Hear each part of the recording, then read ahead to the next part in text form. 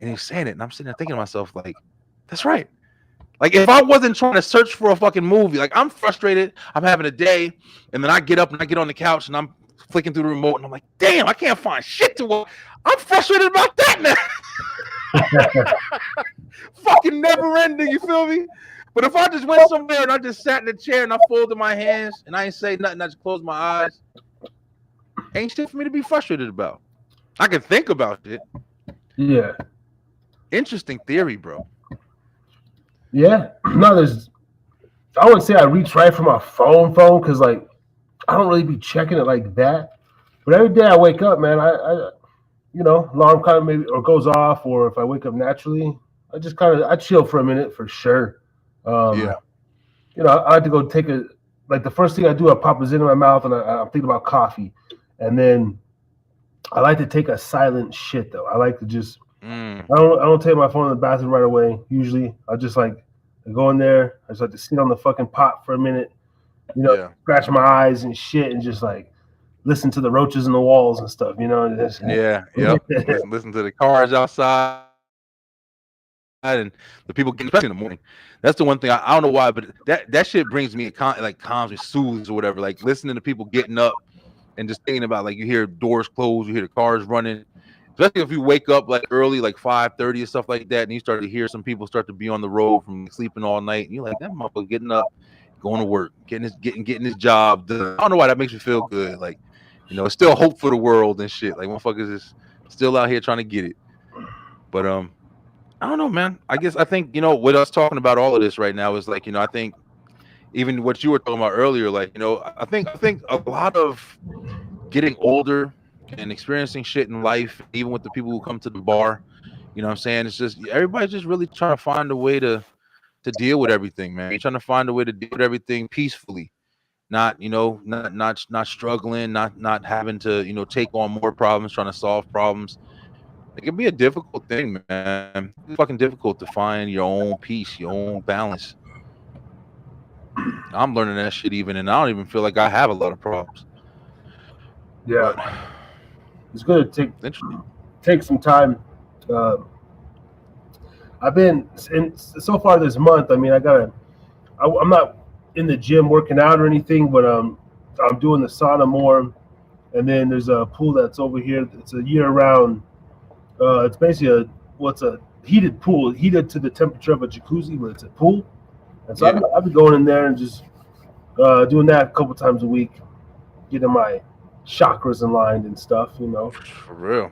Listen, especially now, And just all sit this there. sickness shit going on and everything like that. How's it over there? Is your I saw some shit today where they're like in Texas, like they got a really bad flu outbreak or something like that with all the kids.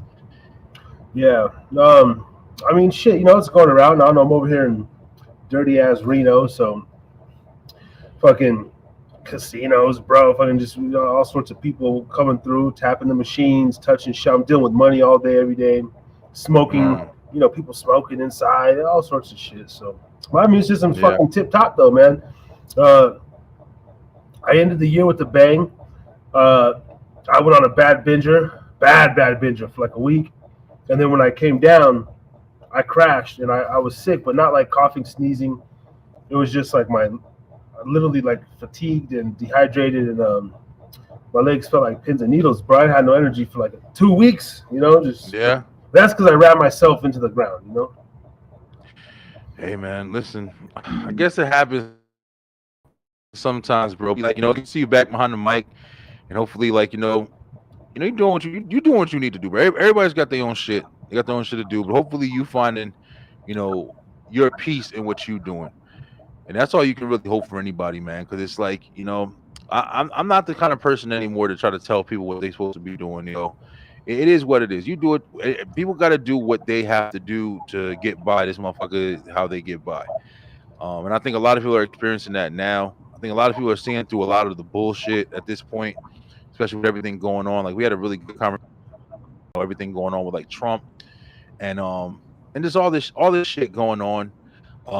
I'm finding it harder to have, I don't know how the fuck do I say this, realistic conversations with people without conversations being too biased or being too opinionated. Um, you know, in their in your feelings type shit. Like I feel like, you know, a lot of people be talking and they're so engaged in their feelings about how shit feels instead of really just thinking about like what are we talking about. You know what I'm saying? You know, you say something, anything along the lines of something, people are ready to, you know, find out what side they want to be on of what you said instead of just listening to what the fuck you said. And that's what it seems like more is happening, like more than not. It's hard to have conversation with people now, bro. That's why a lot of times now, bro, I don't know if you see the shows, but I do most of my shows by myself, man. Well, besides like the wrestling show and shit like that, which is always fun. But the web show, yeah, I hardly have anybody. I just speak my own shit. Yeah. Speak to my own shit. How do you feel like, you know, since you've been doing it for so long and stuff, and when I kind of started with Ray, and then I started doing my show. How do you feel in the art of, you know, being an orator? Do you feel like you're getting better? Do you listen to your past stuff and be like, man, I be talking that shit for real, just keeping the airspace going and your mind? You feel like you're getting better, like a master at that, or what? Bro, listen, let me tell you something. Let me be completely honest with you. I was supposed to have tonight's show was supposed to have 4 people, like I said, 4 people on it. It was supposed to be me and 3 other people, and nobody showed up. But no hard feel. I love you guys. Like I know if you didn't come, it's because you guys got shit going on. I definitely understand. Especially Kyle. Kyle's here every fucking week. But I didn't even really want to do a show tonight. I told my wife was in there sleeping on the couch, begging me, "Come on, baby, come upstairs." I'm like, "Damn, baby, I wish I could go upstairs." I've been kind of frustrated today. I didn't want to do a fucking show. When I found out everybody wasn't coming on, I literally made a game show up real quick because I was gonna do that real fast. I didn't even have a plan for the show tonight. I didn't even know you was coming on here tonight. I got on this motherfucker and I just started talking. And when I tell you, bro, no bragging or nothing, it's just natural, man. Yeah. It's literally just natural. I find myself, I'm not just bullshitting. I'm not just talking about whatever. Even when I don't even feel like doing this shit, I can just get on here and talk. Like a lot of times I talk my own thoughts.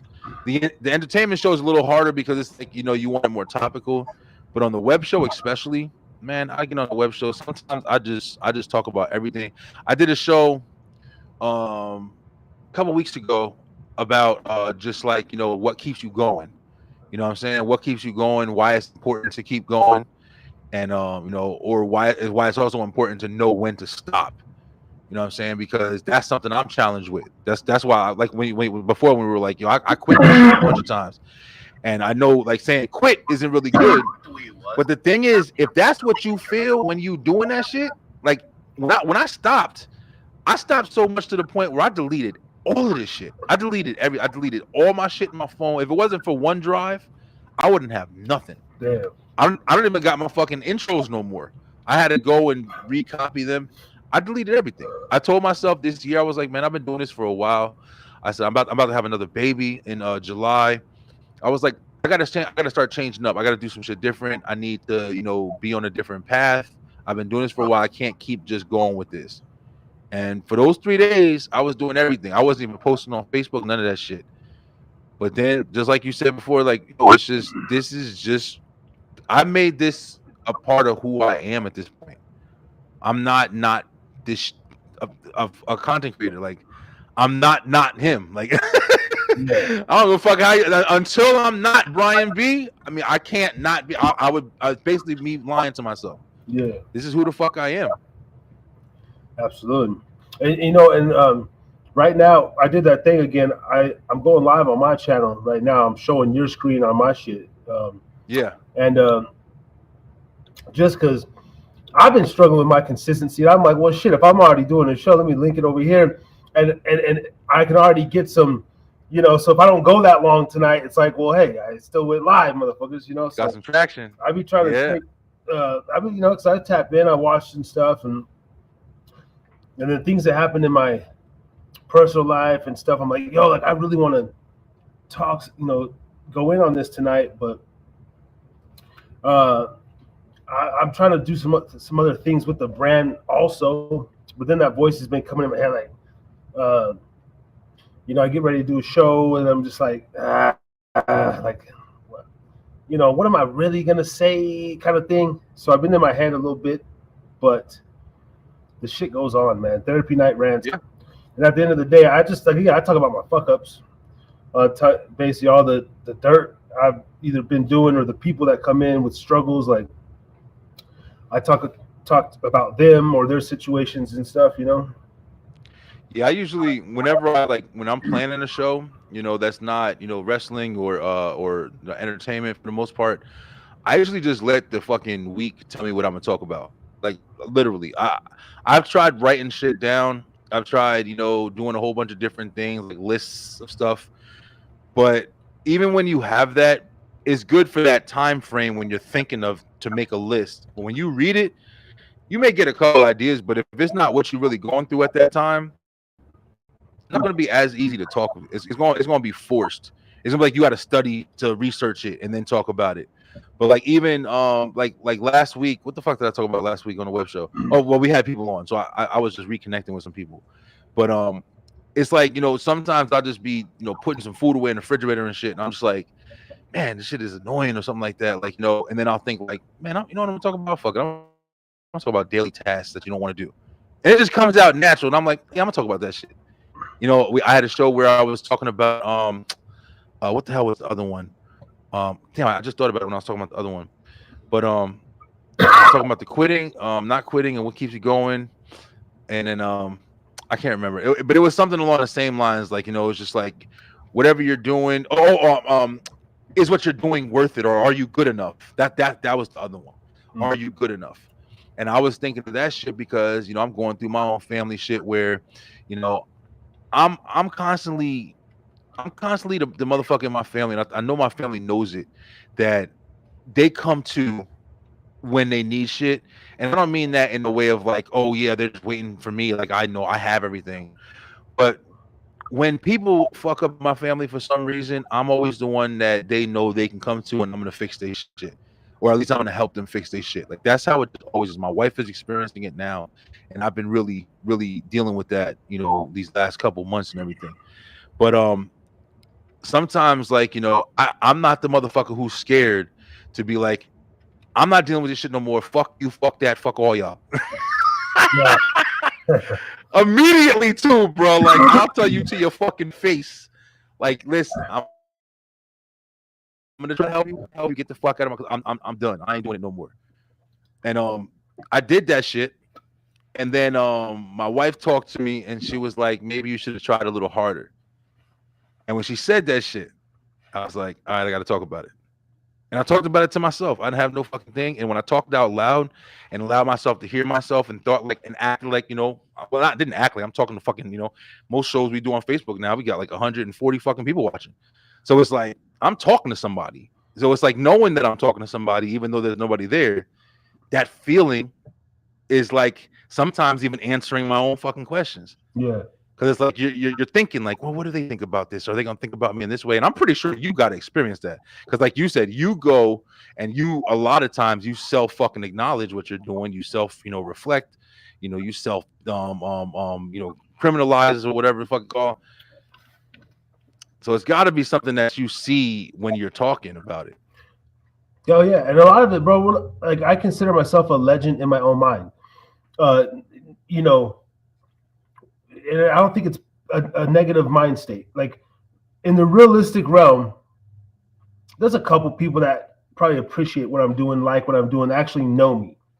But outside of that, it's like even trying to sell my brand or my channel to people and patrons that come to the bar and they want to get on in the moment, and then I'm calling them in, the next day and trying to line some shit up. Like nobody gives a fuck, really.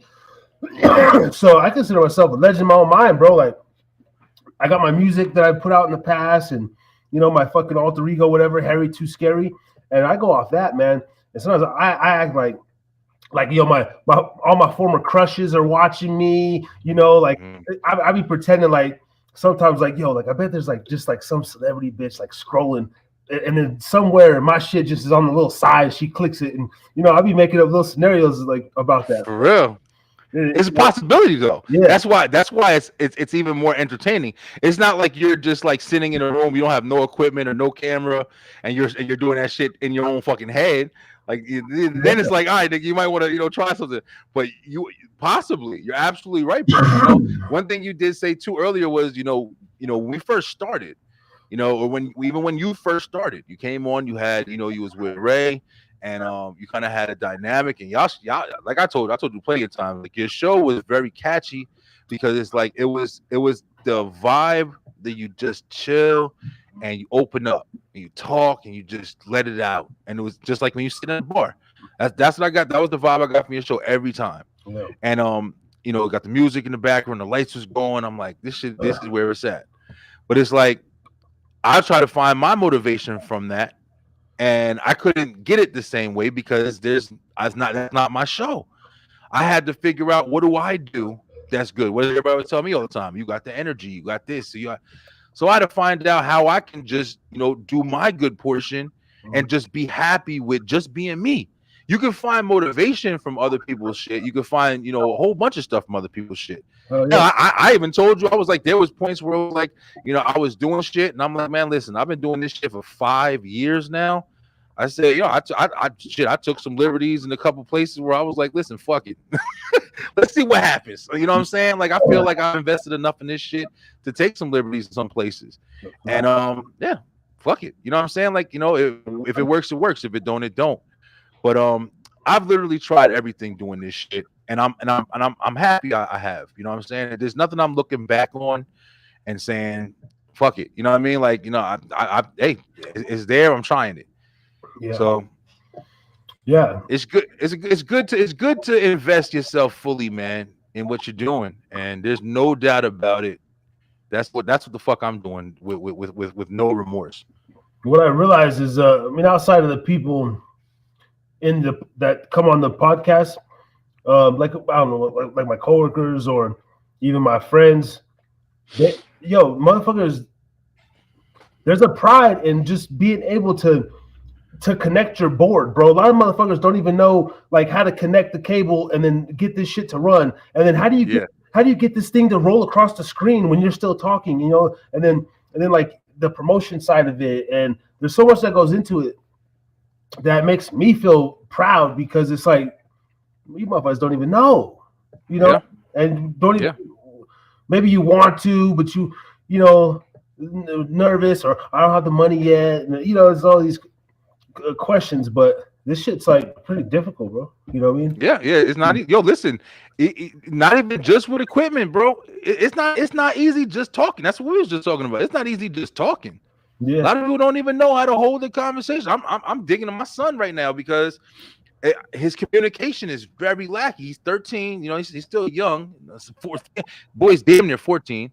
He's still young, but it's like I'm trying to teach him the importance of shit like speaking up. You know what I'm saying? Like, just being a little louder, because you don't want to be the motherfucker that's looked past. You don't want to be the motherfucker who ain't never getting the attention. You ain't never getting caught. You also don't want to be the motherfucker that's getting too much attention. So, like everything else, you got to find the balance. But it's like, just talking, man. A lot of times when we talk to people, I talk to people, I'm like, yo, listen, I do a show. I've sent out plenty of messages. I do a show, man. I see you got a little content going on TikTok.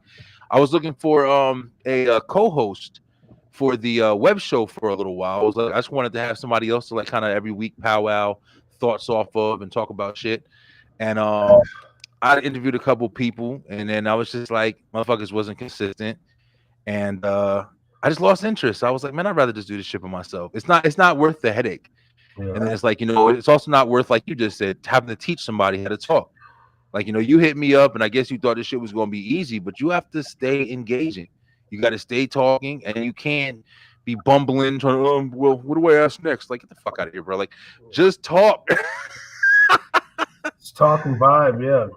Yeah, man. Just fucking talk, man. You got mad shit that happens to you on the day. I'm pretty sure you got mad stories. Your mom's got stories, you know what I'm saying? And I be trying to just think of all that stuff. I also be trying to think of stuff that I don't want to talk about. Because, I don't want to get on this motherfucker and talk about politics every week. You know what I'm saying? I just recently started diving into it more because I've been interested more in the dynamic, not even just politics, but the circle around politics has what's been interesting to me, because people are just fucking, I don't want to call them sheep, but it's crazy how manipulated like or manipulatable we are, whatever the fuck it is. Like Yeah. we're just so easy to turn, man.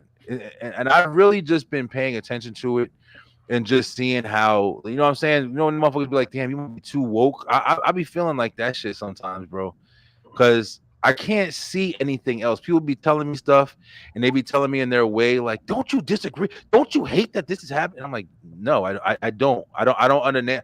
I'll tell you, I don't understand enough to, you don't understand. Well, you need to learn. The, Fuck you. Why? the, Why? So I could be like you? Like, the fucking where do I gotta learn? the passion. I get these people, you know, and I had to tone it. Like, just I voted for Trump, whatever. I voted for him fucking 3 times. But I don't care. If he didn't win, he didn't win, right? Like, I'm not a big, huge Trumper guy, but I fuck with Trump. But even the people, I had to like go into my bar and I'll be like, not tonight. Or if so, you know, people are getting too passionate. Yeah, these goddamn Democrats and these fucking. It's like, yo, brother, I get it, but not tonight. I just, you know, I can't stay here and just listen to your, because it's like, I'm telling you, bro. you know, at the end of the day, what are we gonna do about it? Nothing. Are we gonna go? I hope this guy comes on tonight. Came to my bar, ranting and raving, bro. He starts in, he's positive, Jesus tip, this and this, telling me, you know, because he's 23 years my elder, he's 60. He's telling me about podcasts, like, yo, you should listen to so and so. I said, bro, I'm the YouTube, you know, God in my head, bro. Like I've been on Patrice O'Neill, I've been on Billy Carter, you know, all these different scholars, and he's telling me about living in the 4th and 5th dimension, higher level, and I'm like, you know, I've done DMT, mushrooms, like I've reached those other levels on hallucinogenics, but then at the same time, you know, the conversation goes left and it becomes more, you know, bro, you need to, you know, this and this, and like your tone is so negative, and that's the problem with your mindset. I said, motherfucker, you're sitting on the other side of the bar at 1 o'clock in the morning sipping gin, bitch. Like you're not on this some higher ass level either. For real. And that's what sucks, because I think people really do have like the good intent a lot of times, and it sounds crazy, but this is why like I like having conversations with open-minded people, because it's easier to speak with somebody who can try to understand where somebody's coming from rather than trying to correct them or try to fix them or whatever you want to call it. Because when you have an open conversation and you can say something to somebody and say, damn, that person killed his wife, man, but damn, man, that really sucks, but damn, I understand, man, that must have been hard to deal with. And you say some shit like that, and then somebody says, what? This hard? How can you say that? How can somebody kill? No, I would never understand. And then you're sitting there like, you would never understand. So if somebody like murdered your mom and then, you know, you went and got revenge, like you don't think anybody would understand? Somebody kidnapped a 13-year-old girl and she fucking found a knife on the floor and stabbed him, and he was, you know, done after that. You wouldn't understand why she did. Like, just why are you just trying to sit on your fucking hierarchy instead of like trying to have a real conversation? Like, you know, does context matter at all? And that's why a lot of times, bro, like you said, just with that guy, people just be trying to tell you the way to go instead of really fucking like trying to listen to you and relate to you. And, you know, even if they are trying to teach you, they're trying to teach you their way. They're not trying to teach you so you can, you know, maybe find something for yourself.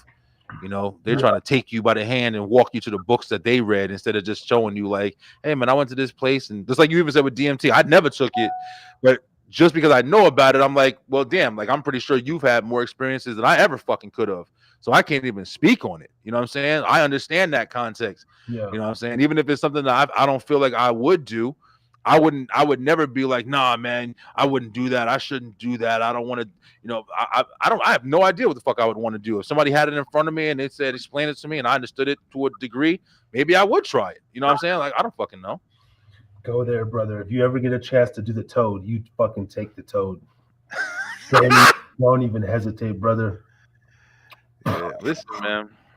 Opening up different, you know, levels of your consciousness, of your brain, or your whatever the fuck you opening. Yeah, I've heard about it. And oh, for us also, it's like it's interesting because we are the type of people who, doing this content creator shit, bro. You can go multiple routes. You can go ahead and try to jump on a bandwagon and do the goofy shit that you see the people doing, pouring cereal on their heads, and Yeah.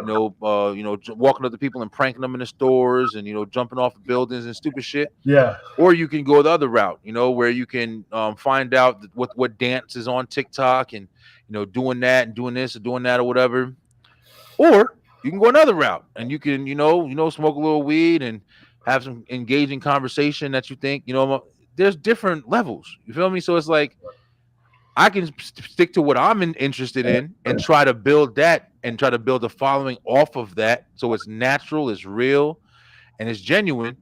But or I can just go take the easy way out and say, well, what's making you money? Well, what's making me this? How am I going to get popular fast? Right. I mean, if I was looking for that, I'm about to be a fucking clown. Would you, as far as the trends go, I do, and I was thinking about this. I said maybe I'm gonna ask you, your people, Steady. Would you want to do that Pocky one chip challenge, like on a live, and just see the reactions? Crazy shit.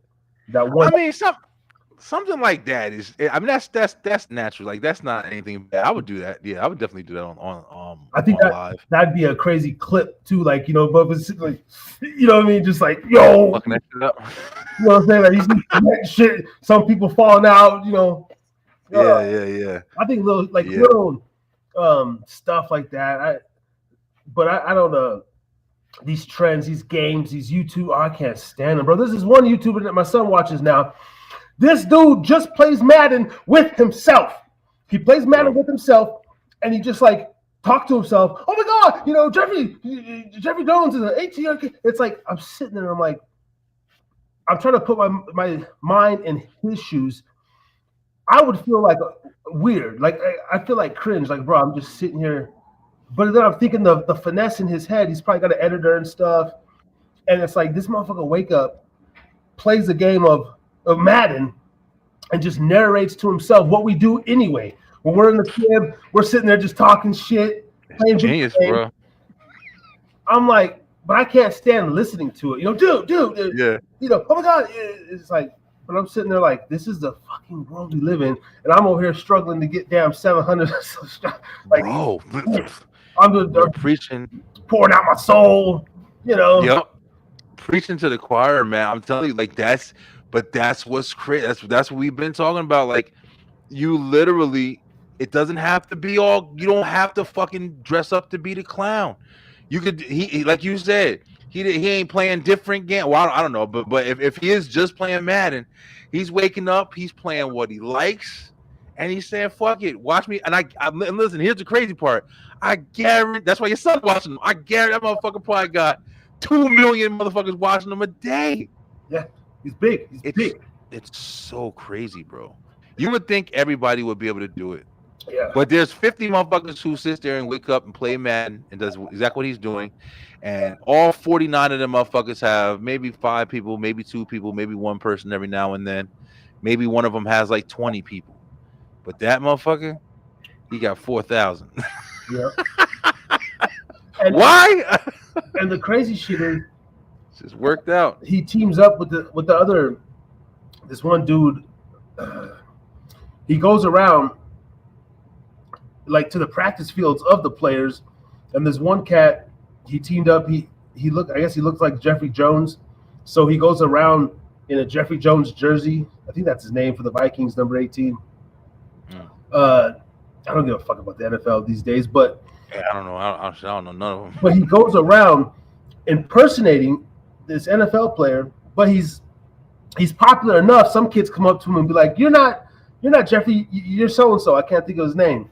And I'm sitting there like, and he's like, "Damn, like they know who I am still." And it's wild, bro. Off of like really wild video games, narrating, but it's the editing. It's like, it's that real. And a lot of these guys ain't even good looking, man. I mean, I'm sorry, but like I'm a decent looking brother. I got a nice profile. A lot of these kids, they just sitting there, the frost tips, or the little pale faces and stuff. They'd be ugly, man. They're not even built for the camera. Yeah. No, you're absolutely right. And But that just goes to show you, man. Like it's like you said before too. It's like people pay attention to what the fuck they want to pay attention to. I mean, whether it be you have good content, you have good equipment, or you just got a genuine nature to you, bro. There's a lot of people out there. I watch, especially on TikTok. When I'm on TikTok, I'm looking at people, and especially the girls, man. The girls get me pissed. I know we've definitely had this conversation a million times. The girls get me pissed because you already know motherfuckers is going like as soon as they see, even if you halfway decent, they gonna like the shit out of your pictures. They gonna gas you the fuck up. And not saying listen, you're a beautiful girl, whatever, man. Like everybody got their shit. But at the end of the day, it's like you get on these live things, and these girls just sitting there, bro, just sitting there, not doing shit, looking in the camera, and then the guys coming there, hey, beautiful, how's your day? And she's like, oh, I'm good, I'm okay, hi everybody. No personality, is bland as shit. And I'm looking at it, and I'm like, then I get on, and I'm talking my shit, whether it be whatever wrestling, whatever the fuck I'm talking about. And I'm having a full conversation like I'm doing a show. I'm talking about interesting shit. Man, yesterday I went to the store. This fat lady came, she fell out of her car, and I laughed at her, and this guy came over, and I got a whole story going and shit. And I'm fucking talking for an hour and a half, nigga. And I got one person come in for maybe 5 minutes. Hey, I know you. Okay, hey, they're going, the motherfucker going. Meanwhile, you turn over to the girl, she's just sitting there. Hey, oh yeah, hi John. Hi, you're in Kansas, huh? That's cool. This bitch got 400 motherfuckers. And I'm like, yo, no personality. It's just, it sucks, man. It is what it is. And some people can just get by. Other motherfuckers try their hardest, and you got to get lucky. I mean, okay, let's say this is just a thought in my head, and then the homeboy posted something, and I really replied. I said, bro, just me now, like say like a breakout role, or for me to get a podcast deal with like Twitch or something, I would do the dress I would dress up like a woman or something like that for about $500K right now, like that, bro. Like after before taxes and everything, right? Just like to get on, I'd probably come through maybe in a little wig or something, or do like a little skit, put it out there. Man, give me like a little $500,000, bro. Just a little, just to get on. Now, is that bad? Hell no. Let me tell you something. Shit, for less than 500,000, right? And I know it's hard. It's hard because especially with the Cat Williams interview and shit. Everybody's, oh, you sucking dick if you did that. I mean, at the end of the day, you have to figure out what's best for you, and that's the end of that's at the end of the day. If people want to speculate, I'm not saying that third party perspective is meaningless, because I'm not gonna lie, it does mean something. Like especially if you are getting into a field like we're saying, there are ramifications that can come from putting on that dress, and we can't ignore them. Because you put on a dress, and then you maybe want a more serious take on what you're doing, but you did that just for the opportunity. Then you may be screwed in that situation. But if you're just like, listen, I'm on here to enjoy myself, entertain, and have fun. If Kai Cenat put on a dress right now, would people stop watching him? There might be a couple motherfuckers, but he'd still be popular as shit. I bet he'd probably go up even more. Probably go up even more, because that's the thing that sucks, man. People are halting your own success with your pride, with your ego, right. and that's why motherfuckers don't be making it, because you more ready to tear a motherfucker down. And I'm not saying they don't know there's not insider shit that's going on, and there probably definitely is. But let me tell you something. I don't know nobody.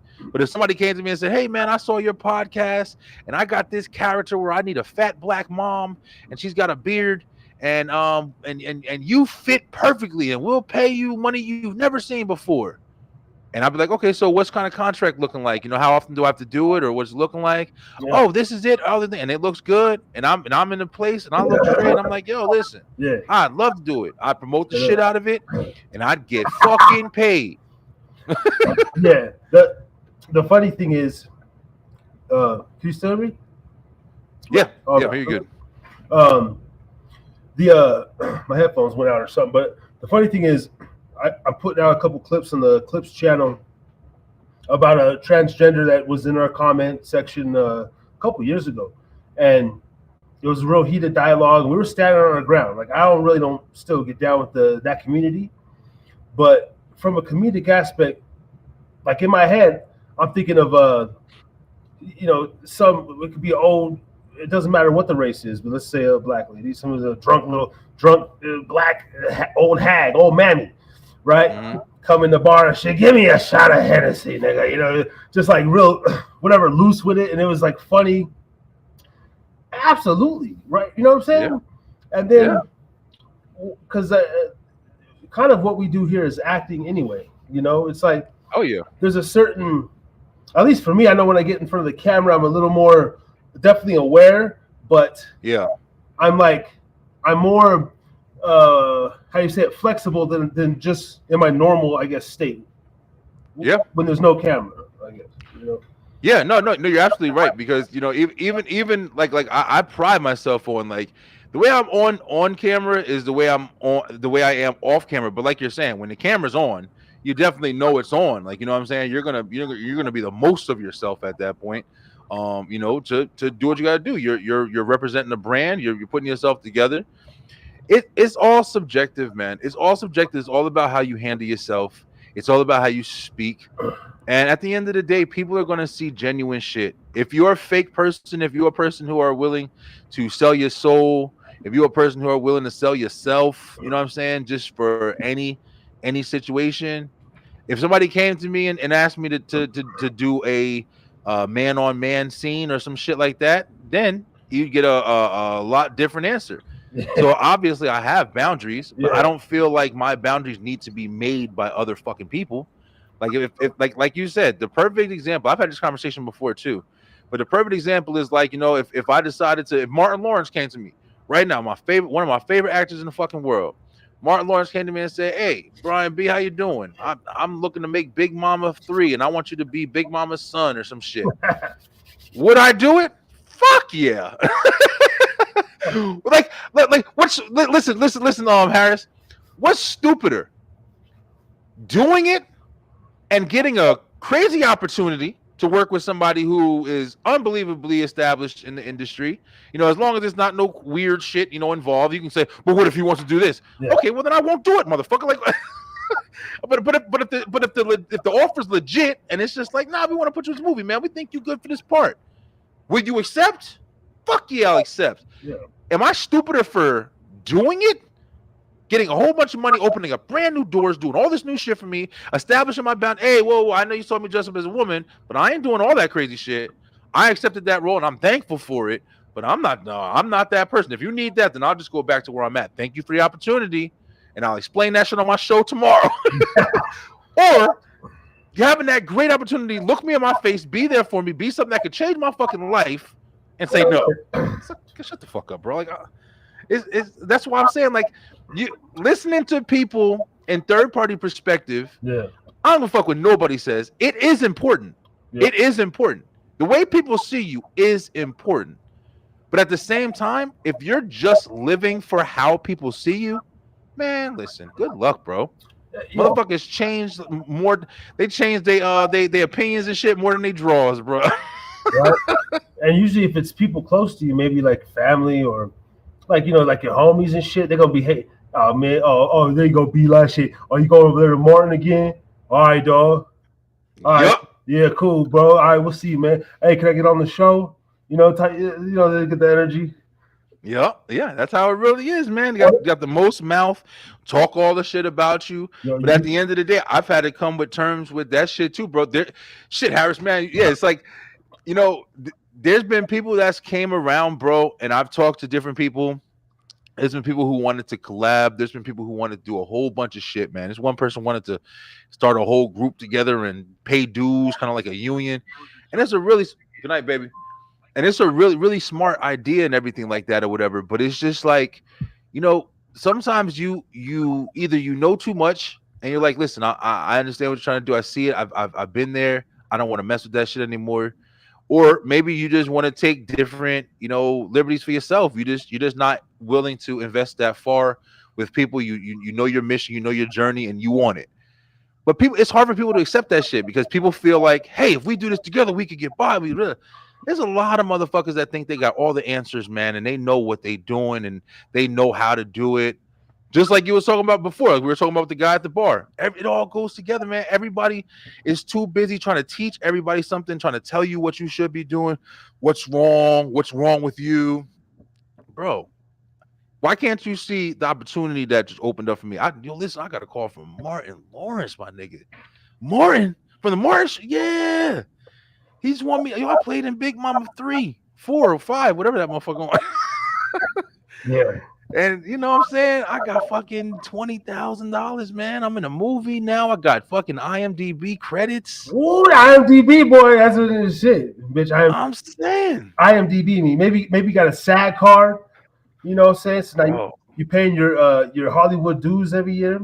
Yep, I met somebody from a Netflix show on there, and I told him I gave him my business card for the Bline, and he was like, "I'm gonna check you out. We actually got a movie coming up. We're actually looking for a podcaster spot. Oh shit, check me out. I got mad energy." Well, and because you know Martin Lawrence, he got connects at K103.5 down in Jacksonville. I mean, you never know. You could land a radio host gig for whatever fucking $150,000 a year type. I'm telling you, there's so many. Keep allowing motherfuckers to close your doors for you, bro. Keep allowing motherfuckers with their opinion. Straight. With their opinion. Keep allowing motherfuckers at their 9 to 5 punch the clock job to keep closing doors for you because Cat Williams got on the interview and talked some shit about probably some real shit. I'm not even dismissing Cat. He knows more shit than I know for sure. But at the end of the day, it's all about your decisions, bro. It's all about your decisions. Even he said that. It's just the motherfuckers who wanted to make the decisions, and whatever he knew is what he knew. But at the end of the day, it's all about your decisions. You can, sell yourself as much as you want to sell yourself, bro. We're all selling ourselves. You selling yourself to that fucking gas station you working at when you punch that clock and you determine that you're good enough to sell cigarettes to motherfuckers at 12 o'clock in the morning. Just being real, right? I literally offered to sell myself and my body to like drunk customers at the bar. I'm like, yo, like I'll loosen up my tie. What do I gotta do to get more tips? Like, you want to see some titty, bro? You want to see some nipples? Listen, man.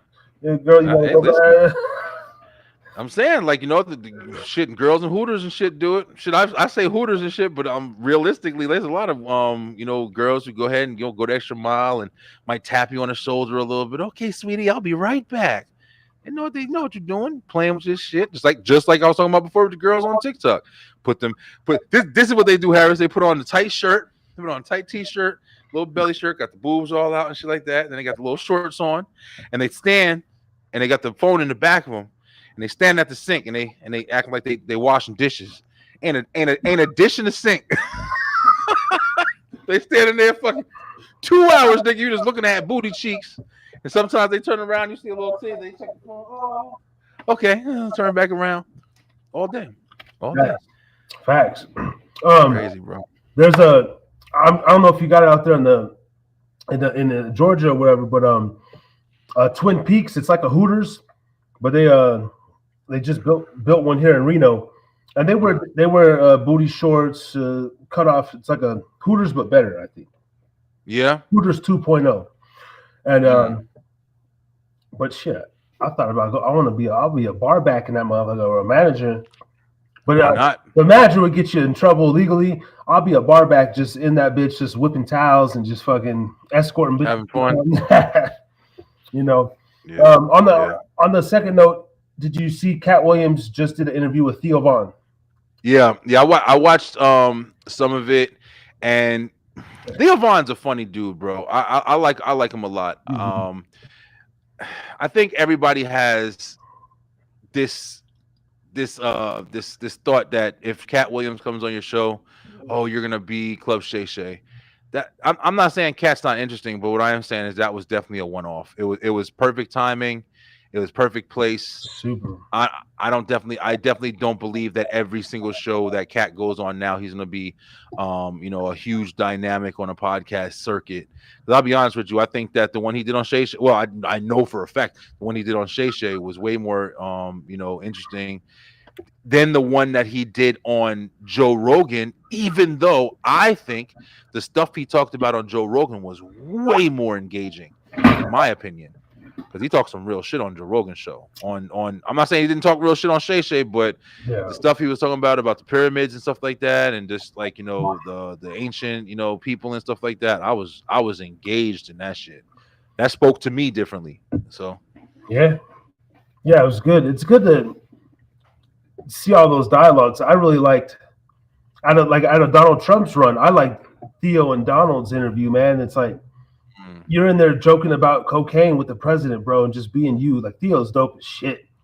yeah, Theo's cool as shit. And the crazy thing is even before Theo, he might be doing his shit longer than me, obviously, comedy and everything. But before I got onto his podcast, that's how I see myself. It's just like wearing my heart on my sleeve, bro. Just like there's nothing damn near even probably criminalize myself just as far as drug use and shit in the past. That's nothing, but like just being that authentic, Yeah. But he just finds a way to be hella funny about it. Yeah. He does seem like a genuine dude. He does seem like he does try to be comedic a lot, but he's funny. I think that's just his personality. Yeah. Like I like Theo Von a lot. I mean, all I do all day, bro, is listen to comedy, man. I'm walking around. I have Pandora on, and for the last like year, I haven't changed the station from Joey Diaz. I'm on Joey Diaz's station. I fucking love Joey. Joey Diaz is one of them dudes. He's from Jersey like me. Yep. And he just says it like it is. He don't give a fuck. He ain't trying to be politically correct, and he'll tell you, I don't give a fuck. That's one of my guys, bro. I had a chance to see Joey Diaz live a couple years ago. But check it out, Jack. It's like, when I was sick, bro, off my come down shit, New Year's Day, bro, I'm fucked up. And I got to go work a 16-hour shift, bro. And I just gotten off the night before. And I'm like, but I'm going to get this money. It's New Year's Eve, man. And I literally, I got like Joey's voice in my head. But because one of his rants, I'm smoking. I always smoke. I got my little drink, whatever. But it's like, wake up, cocksucker. Today's New Year's Eve. Grab the world by the balls. You're fucking. I just have his, and it's like his motivational speeches. And shit, I got like 40 of them shits on my phone, yo. Hit your fucking pre-roll. Grab your nuts. It's like, what you doing today? What you gonna do? You're gonna go see the fucking job. Yeah, you're gonna go to the job. You're gonna hate the fucking boss. What are you gonna do? You need the money, cocksucker. You got bills to pay. You know what you're doing. And he goes off, and every bit of it is exactly what you don't even know you need to hear it, but it's exactly what you need to hear. I mean, it's as direct as you could possibly get. And it is just like he says, I'm Uncle Joey, cocksucker. You smoke you a fat blunt, sit on that toilet, take your shit, and then get in that shower and get to work. Yep. And you saying like, all right, Uncle Joey, you're right. Yep. And you need motherfucker, bro. I mean, I know that there's people that needs that delicate touch. I know there's people that needs that. Like I was telling you earlier, like I'm the type of motherfucker. Like I know I'm always the helpful motherfucker. I'm a helpful motherfucker. I will help you, especially if I'll drive an hour, help you. But if you play with me while I drive that hour, I'm the petty motherfucker that I'll drive that hour and see you there. Oh, you good? You shouldn't have fucking played with me and turn around and drive. Turn around, draw the fuck back, leave it in. But that's what I'm saying. Like you need that tough love, that hard fucking exterior. You need that shit. Some people need that shit a lot, man. I feel like when somebody's being too soft with me, when somebody's being too giving me too many options. Well, are you sure you can't go to work today? I'm like, nah, bro, that ain't gonna work. You have to tell me what, because if I'm like, man, fuck this job, I ain't going to this shit. I'm tired of this bullshit. And you gonna come over with some, well, maybe you can you afford to stay? Don't play with me. I just told you I'm done. You gotta come direct. Get up, cocksucker. You think you're tired until you need that check tomorrow. And you're like, fuck yeah, you're right. What else? Yeah, That real shit. yeah. No, I'm that way even in sports, man. I responded best to the coaches. Harris, move your fat ass. Let's go. Get on the line. It's like, Yeah. you stupid. I just, and it's like I respond. I respond to that. I like criticism, honestly. Yeah, I like being told confidently what to do, because if I feel like I'm getting, guided by somebody who can't fucking guide, then I don't even want to deal with you. I don't even want to fucking deal with you. I think that also comes with, like natural born leaders, man. And like you said before, like God in your own head and shit. Like I know that my entire life, I have been a fucking lead. I've never been a follower, and I mean any fucking way that I can possibly think of. I was the oldest growing up. I was the oldest out of my clique pretty much growing up. Until I got to my other boys when I got older and shit. But I was never a follower, but everything that I did was what the fuck I wanted to do. I wore some shoes, all them shits, man. I'm like, I don't give a fuck what y'all say. I love this shit. Let's go with my shirt. I'm good. Nah, B, what you doing over there, man? Fuck that, nigga. Fuck y'all. I'm good right here. And then let motherfuckers come watch me. You know what I'm saying? Like, that's just always been my mentality, my personality, honestly. But it's like, even with all of that, like, I can't play with people who are, not confident in themselves, like who can't find themselves. And I don't take you seriously. Like, I just don't feel like you can really help me, even though there's, anybody can teach you something.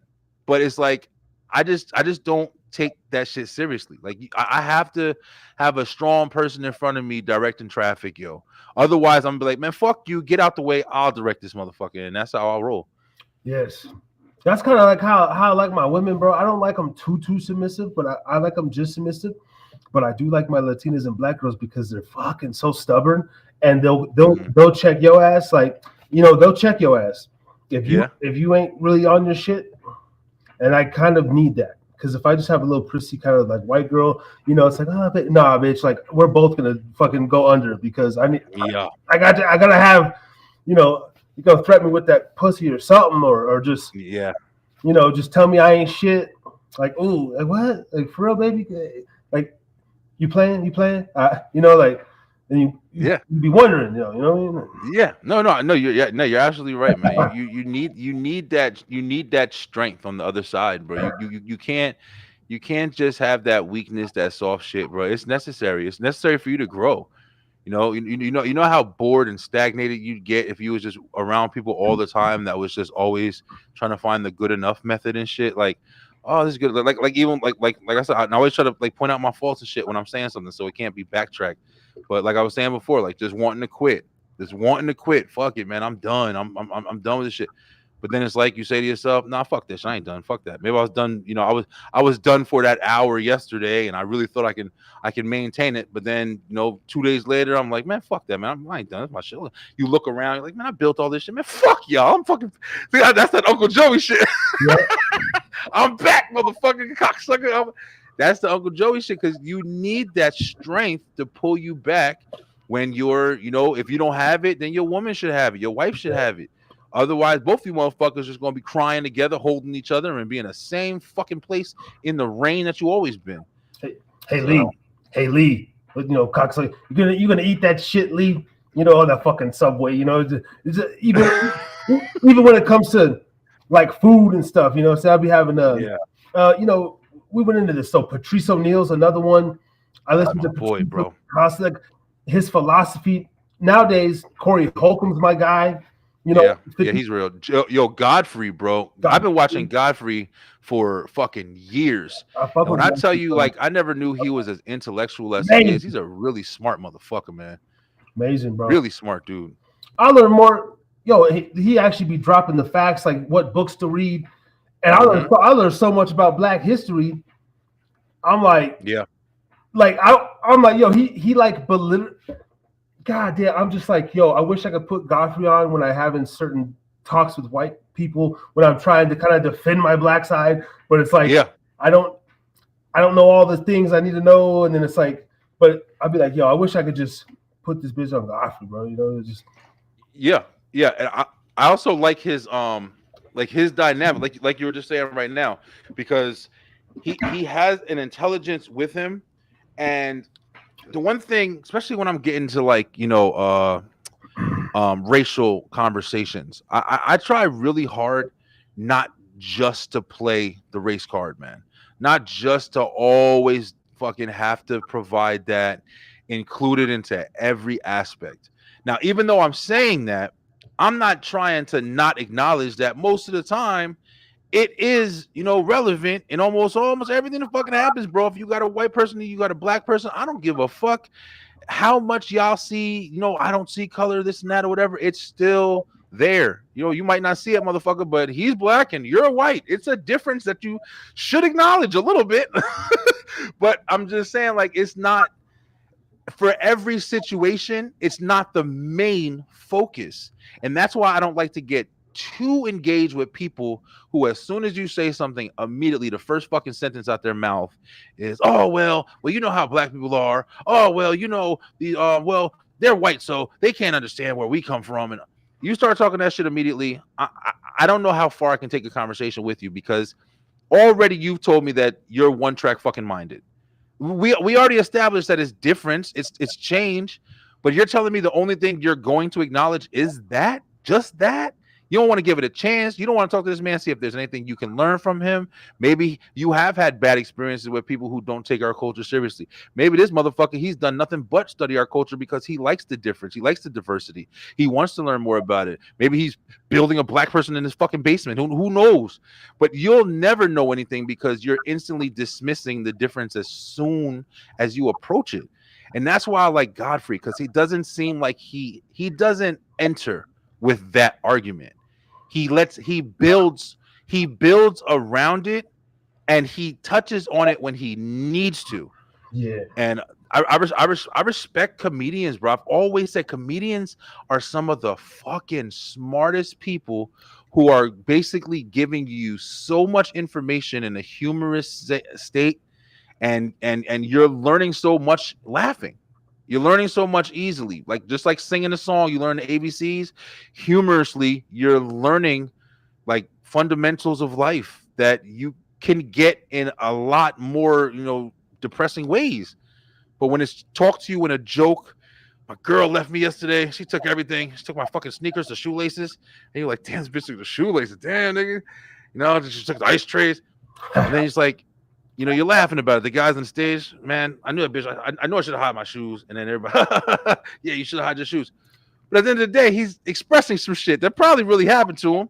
Yeah. And you're thinking like, damn, my girl took my fucking shoelaces too. Damn, she's crazy, bro. I gotta get man. At least people relate. You know what I'm saying? It's just like, it's just get delivered in such a fucking intelligent way, man. Absolutely. I love comedy, man. Yeah. Yeah, those guys right there. That's why we're kind of that we be good at this shit too, man. Because those are like the leaders right now. I think really, there's so many of them, but yeah, there's a lot. There's definitely a lot. You got Shane what the fuck is his last name? Shane Gills. I don't know if you heard him, bro. Listen, Shane Gills is funny as shit. He's a white boy. He's at a show on Netflix. It's called Tires.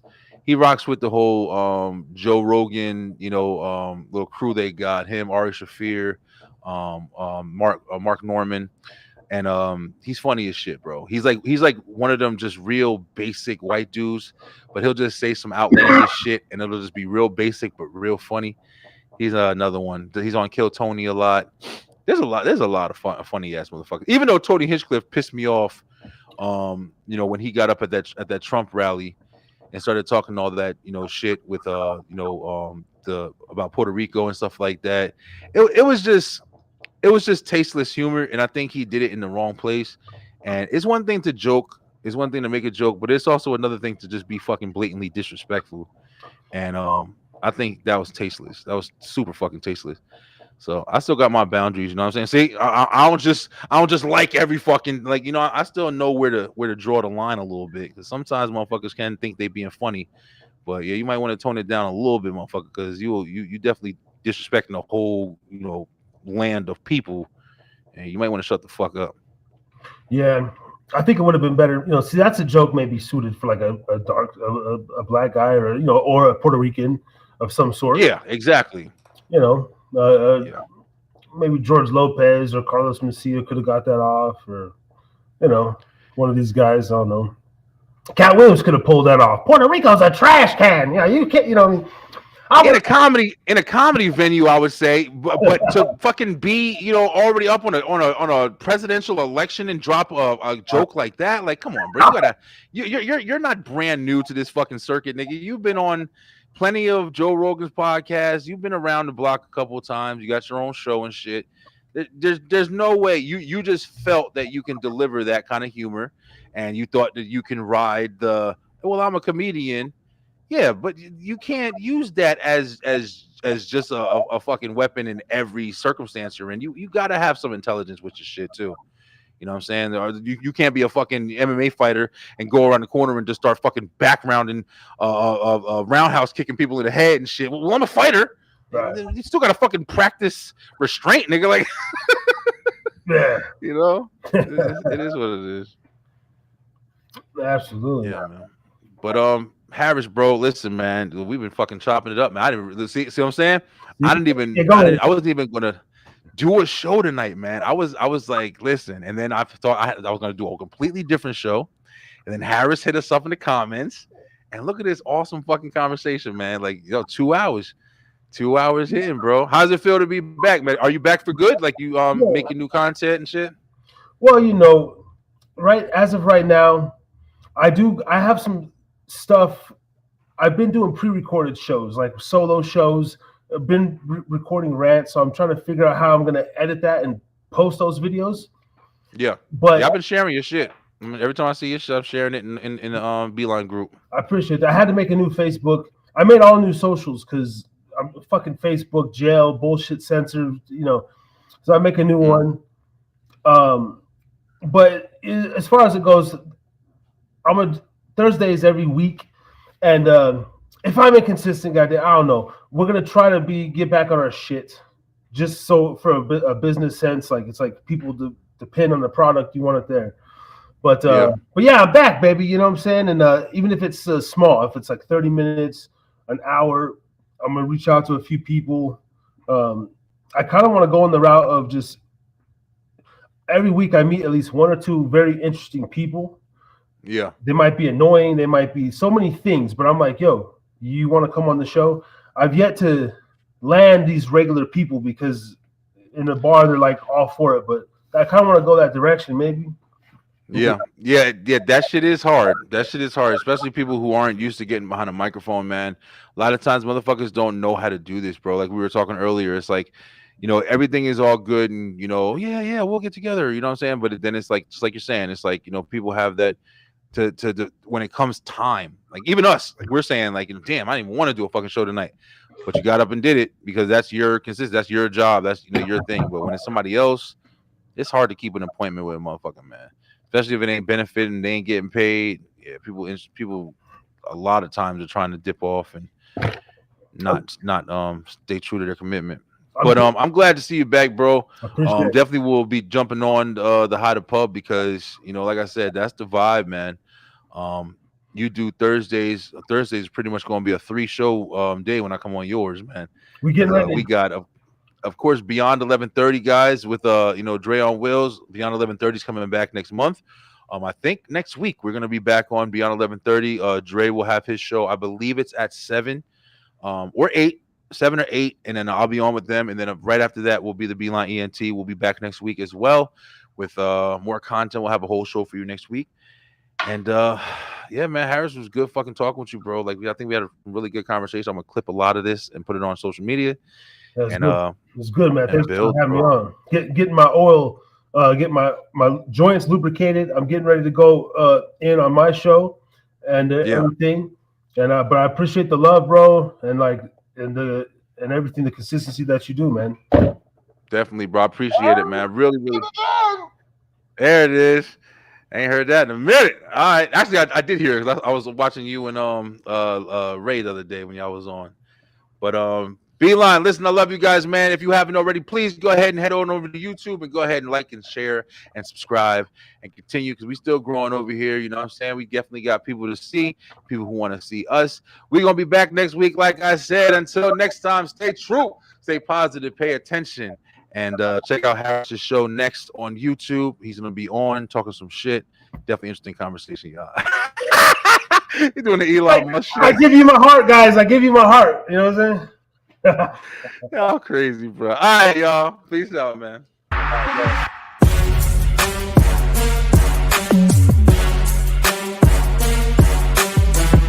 Let's go. Yo. All right, we up on our shit now. What's going on with this board here?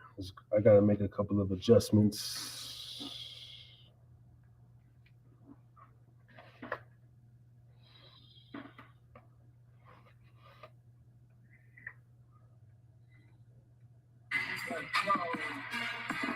All right.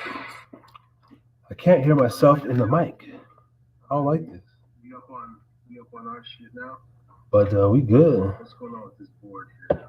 I gotta make a couple of adjustments.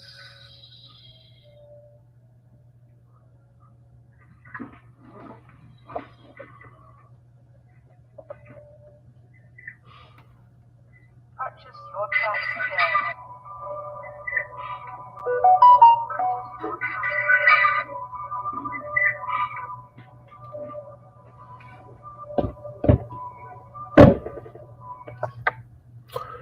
Interesting. All right.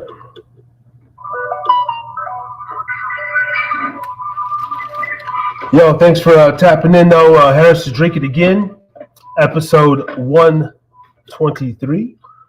Interesting. All right. Let me make sure. Plug these headphones. Plug it back in. We might have to switch up mics here. Hold on.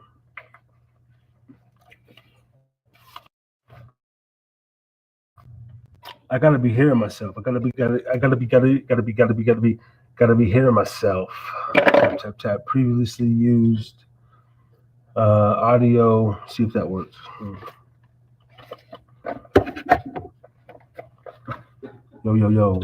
Yo. Interesting. Okay.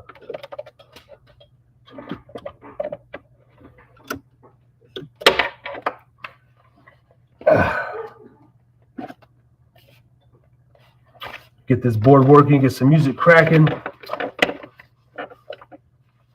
Thursday night in the pub. Oh, there we go. I can hear it now. All right.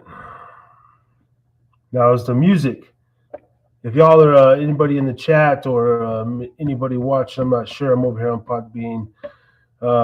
We just came off Bline's show, Bline Entertainment. Go check out his channel. Give him a subscribe. You know, like he said, he always puts out good content.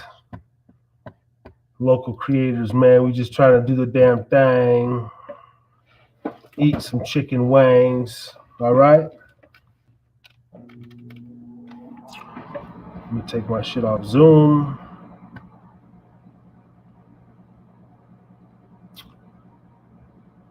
Test.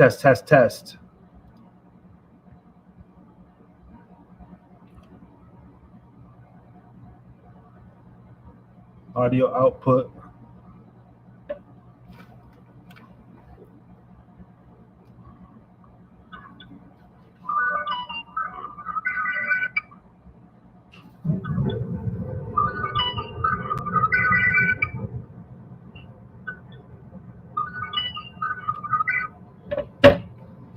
One thing about missing on the inconsistency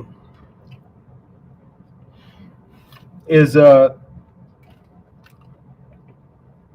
thing once you get them right, you got to keep them there.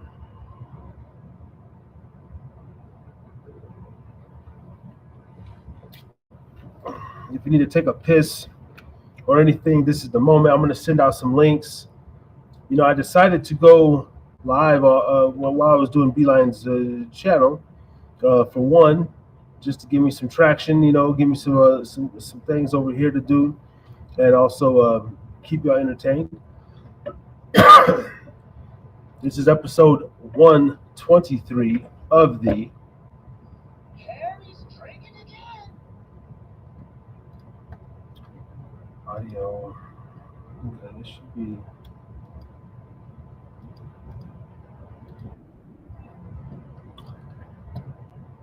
For some reason, the music. But we'll play it off the phone here. Brother Ray G, I see you called.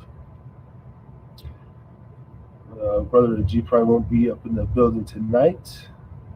Gonna send a link out to Jonathan, this gentleman Harold. You know who he's more than welcome to come on. We tried to get him on last week, but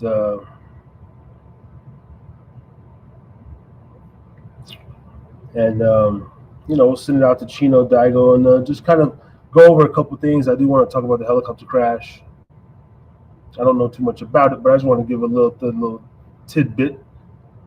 We could just talk about that right now, actually, while I look for some nice music here. How the hell, first of all, I mean, how do you crash right over an airport anyway, like a military helicopter and some other shit? That's weird. We might watch a little news segment on that. Let me go ahead and pull up this right now. Let's go ahead and type in helicopter crash. Okay, I'm gonna watch a little news segment. Should be fair use. Okay. Let's go ahead and share the screen while I get everything situated and whatnot. Add guest. Copy the link. I'm gonna go ahead and email. Okay. Let's see, Jonathan. I'm gonna get the link.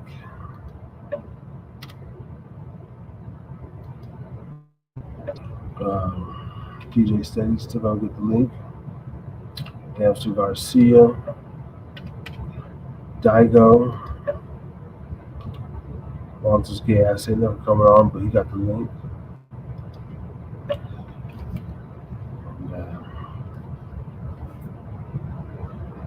A couple other cats. I'm gonna call this other cat right now too. What's his name? Gulzar. I'm gonna hit up Gulzar. Click the message. All right, links are in. Let's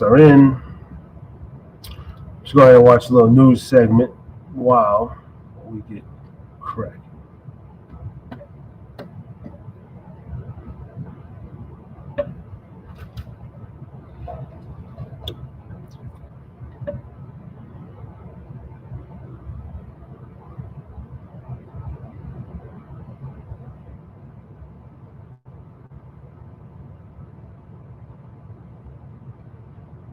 Oh, hell no. Where's the good stuff? Where's the good? We're going to find that. All right. Let's see.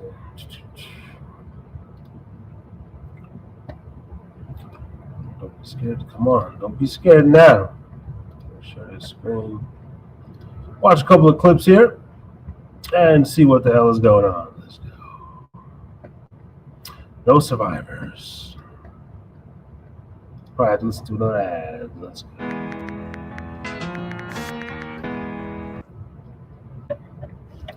My bad, bitches. Those are.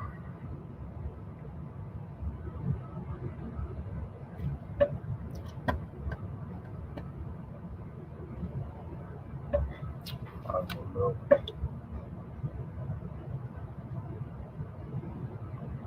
Time to roll something up.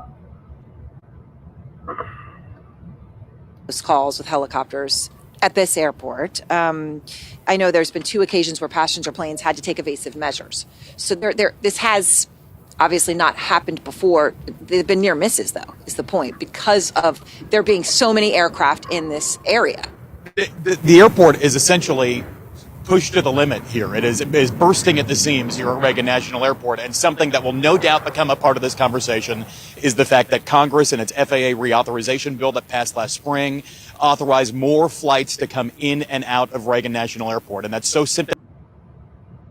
aviation system that is This very much itself was a stretching the new limit. flight. I mean, Yeah, a it was- relatively new flight. This is something that so many people, I think, are going to ask about now. And the other thing that's becoming a part of the conversation, and I'm just in a group chat with some of my buddies who are airline pilots, is they fly in and out of DCA all the time. And they know about this helicopter route, this special corridor called Route 4, right on the eastern shore of the Potomac here on the southeast DC side.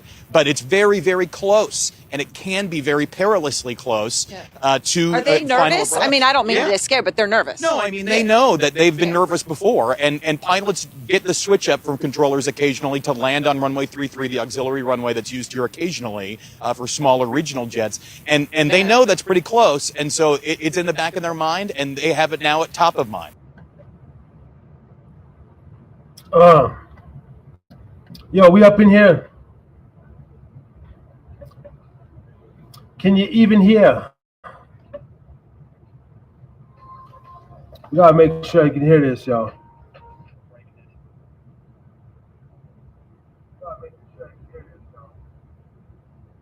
They cannot. All right, so we gotta play it off. Damn, we're gonna have to play it off the phone. How come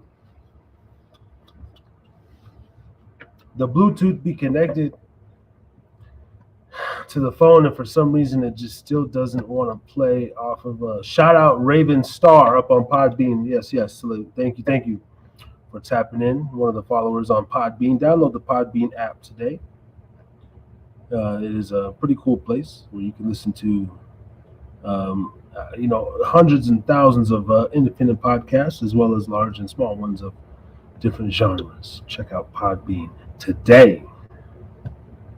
I feel like this mic hasn't been used for a minute.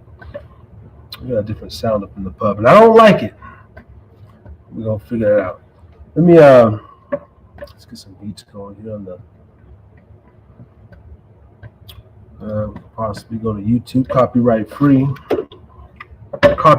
zone. DJ Academics. Oh, get off social media. Go to rehab. Is it Star telling him to do that? I said, damn. Yeah, he probably does need to go. Academics is the alcohol for real. Like, I'm Harris drinking again. I really don't drink that heavily. I know it sounds crazy, but I am an alcoholic. I consider myself that. But yo, he be on some other shit. Copyright free. Let me get some beats in here. The show is not the same with no beats, y'all. Like, period. Point blank, period. So we need some beats. Playlist. Where's the hip hop? Where's the hip hop YouTube playlist? Vibe tracks.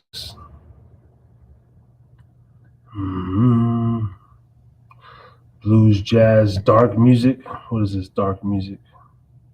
Funky music. Let's go to funky music.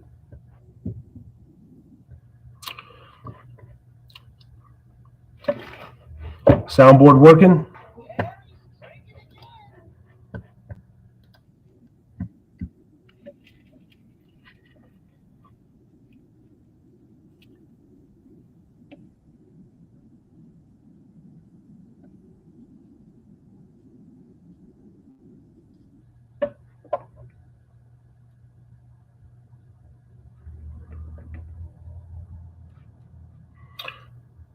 I'm going to call Bazaar.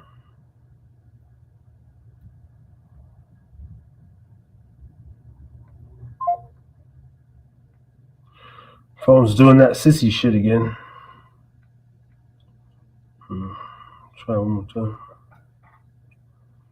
Gulzar in the place to be.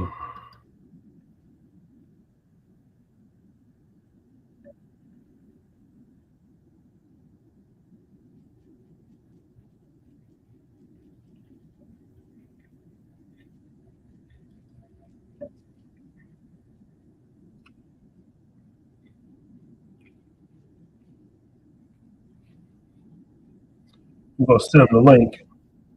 Let motherfuckers know what we do over here at the Hyder Pub. Keep it cracking.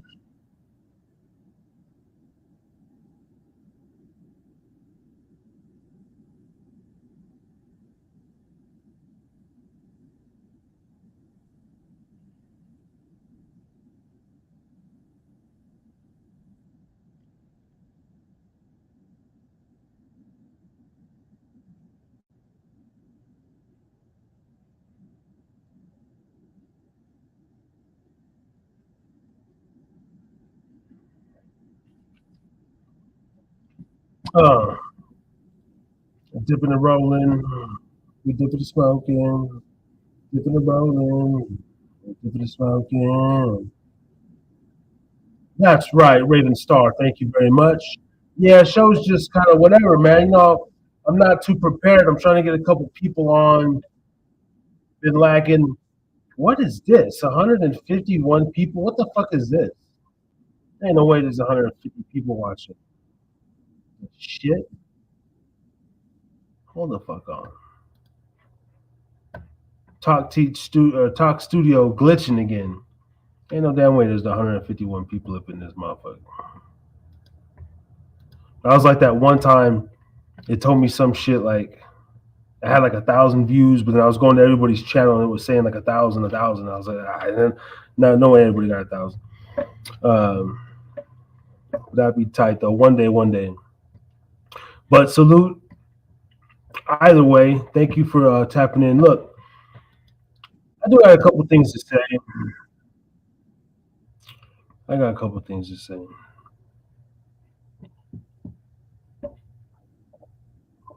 And whether John or anybody comes on tonight, started this thing about 3 years ago, right? January 6th, 2022 was the official start date of the channel.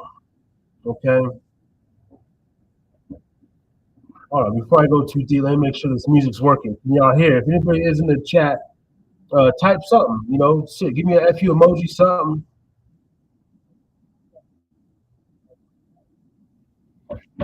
Cannot hear the music, so the music is not playing either way. That's terrible. Come on.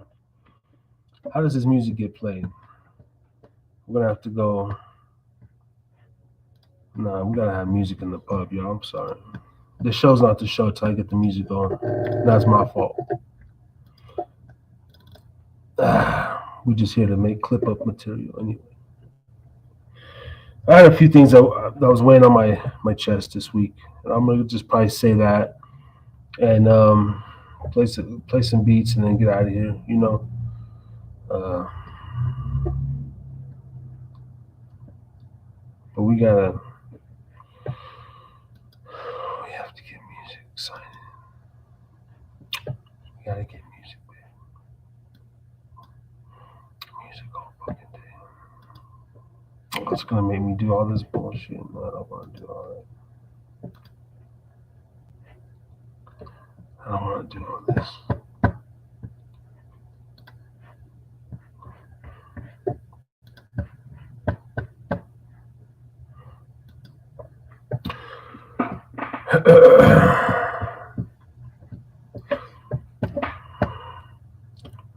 I got some beats in my iTunes. I'm just gonna type in.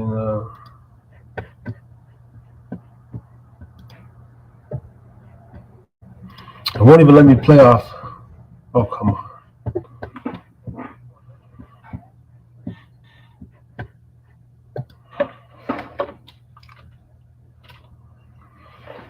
I'm gonna upload the soundboard with more beats.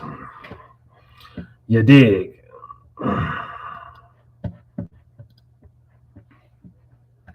Nah, ain't the one. All right, we'll have to go about this whole nother direction.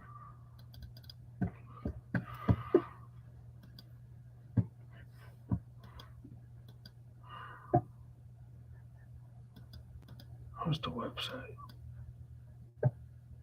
Sign in.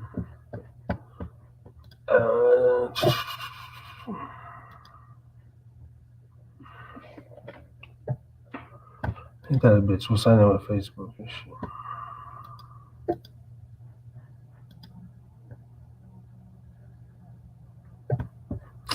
Into the characters you see. Oh gosh. 4YE. I hope you don't got a capital. Use capital letters if you see them. Oh jeez. EJKB.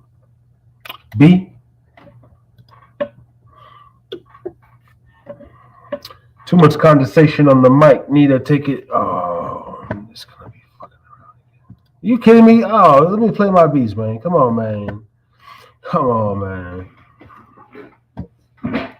Harry Too Scary, Twitch TV. Damn, bro, sign in with Twitch.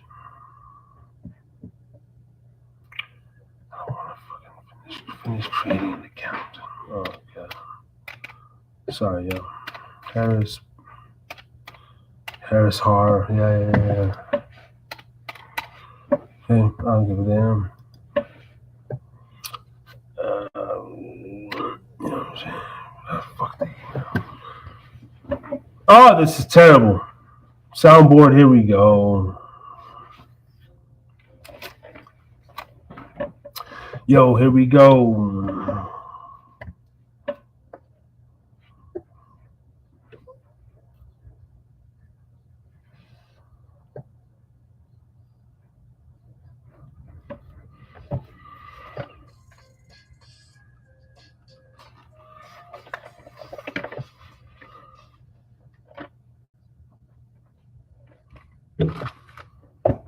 How come the soundboard isn't coming through on the show either?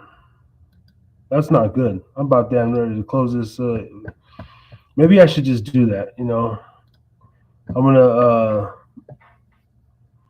I want to say last week. You know, I had Brother Ray on. He's my brother. I love him. But I felt, and it could be because I'm a legend in my mind, but there was a moment there where, because his platform is totally different from mine, I felt like there was a belittling of my platform, perhaps, or just the patrons of the pub. Sinners and saints welcome, you know? And that's a thumbnail I didn't get a chance to upload yet, but it's like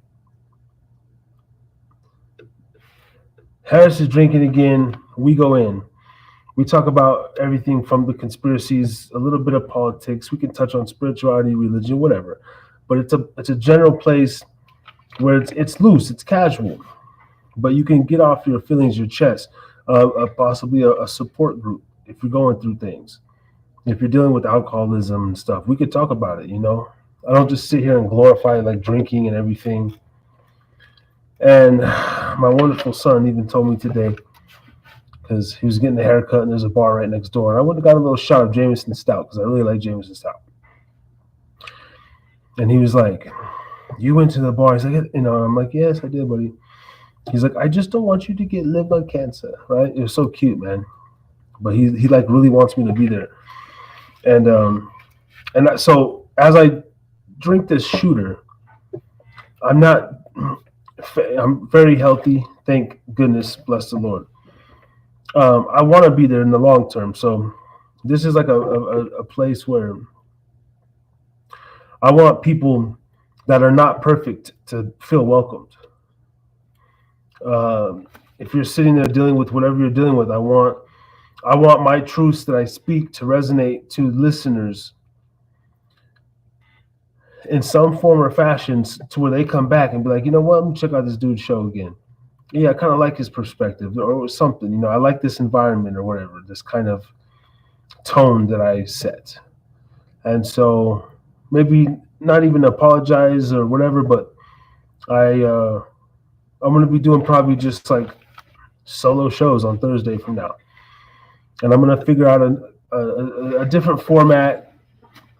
I have to work on my preparation and be a lot more prepared. But I just wanted to really say that I appreciate everybody that has tapped in, everybody that has listened. John says he's still waiting on the email. But the message could not be moved. See, I can't even send emails no more. What is going on? If we get John on, you know, we'll stay a tad, perhaps a tad longer. I don't know what this number is in the building, but I'll take it. I see we got 8 listeners on Podbean. There's 4 likes, so thank you guys.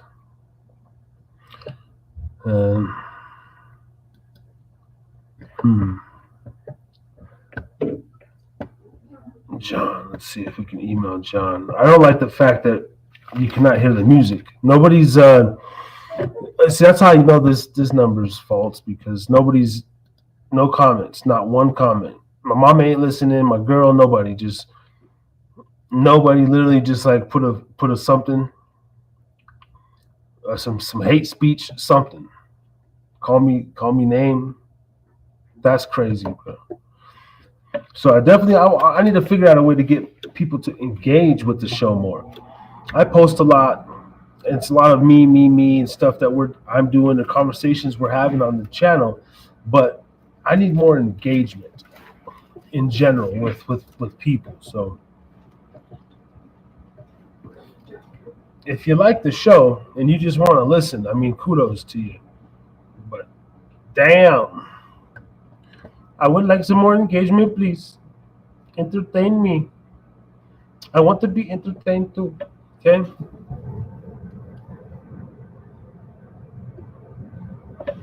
All right. I don't know why we cannot get the music through to the show. This is very odd. And I gotta find my old accounts. Apparently,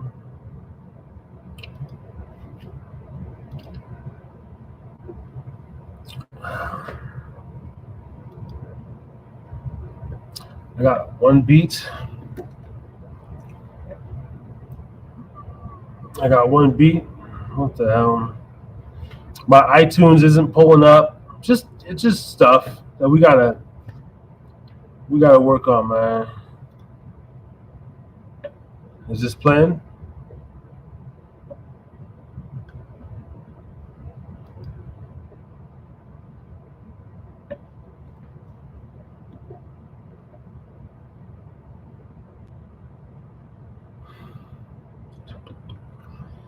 Everything is plugged in. I don't understand why I cannot get music on my damn channel. I don't like that shit.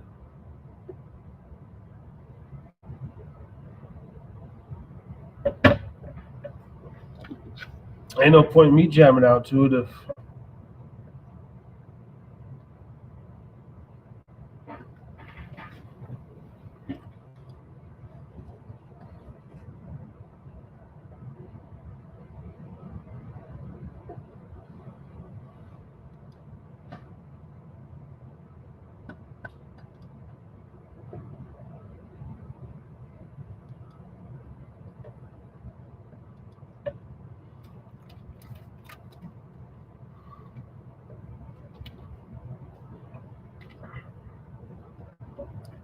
the message.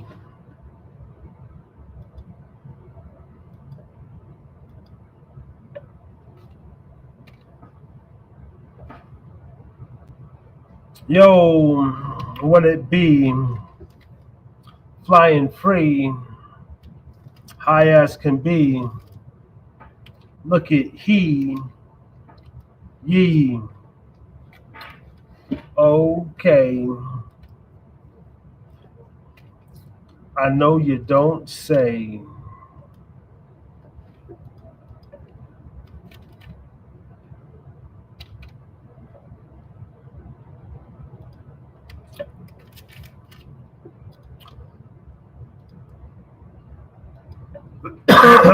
All right, John, you got the email now, I believe. We'll get you on for a few minutes.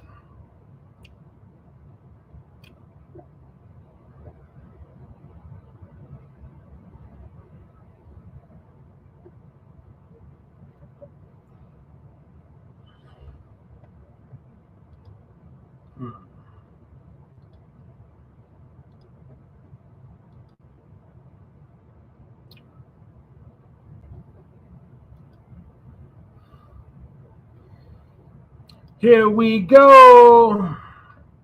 I said, here we go. Oh. All right, hold on.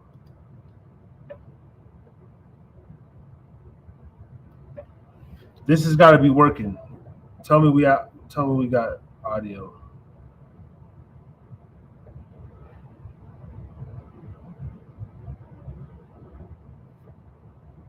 Understand why I cannot audio.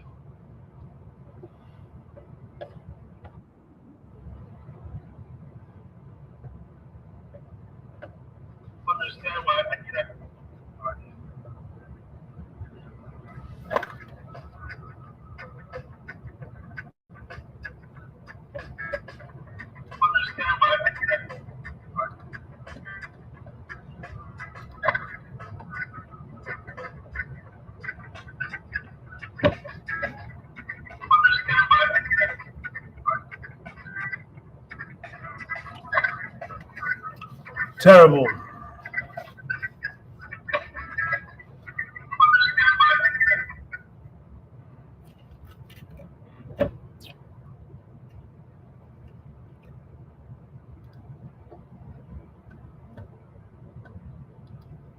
I don't like this bullshit anymore. I think YouTube put like maybe a blocker on music because it's done this before.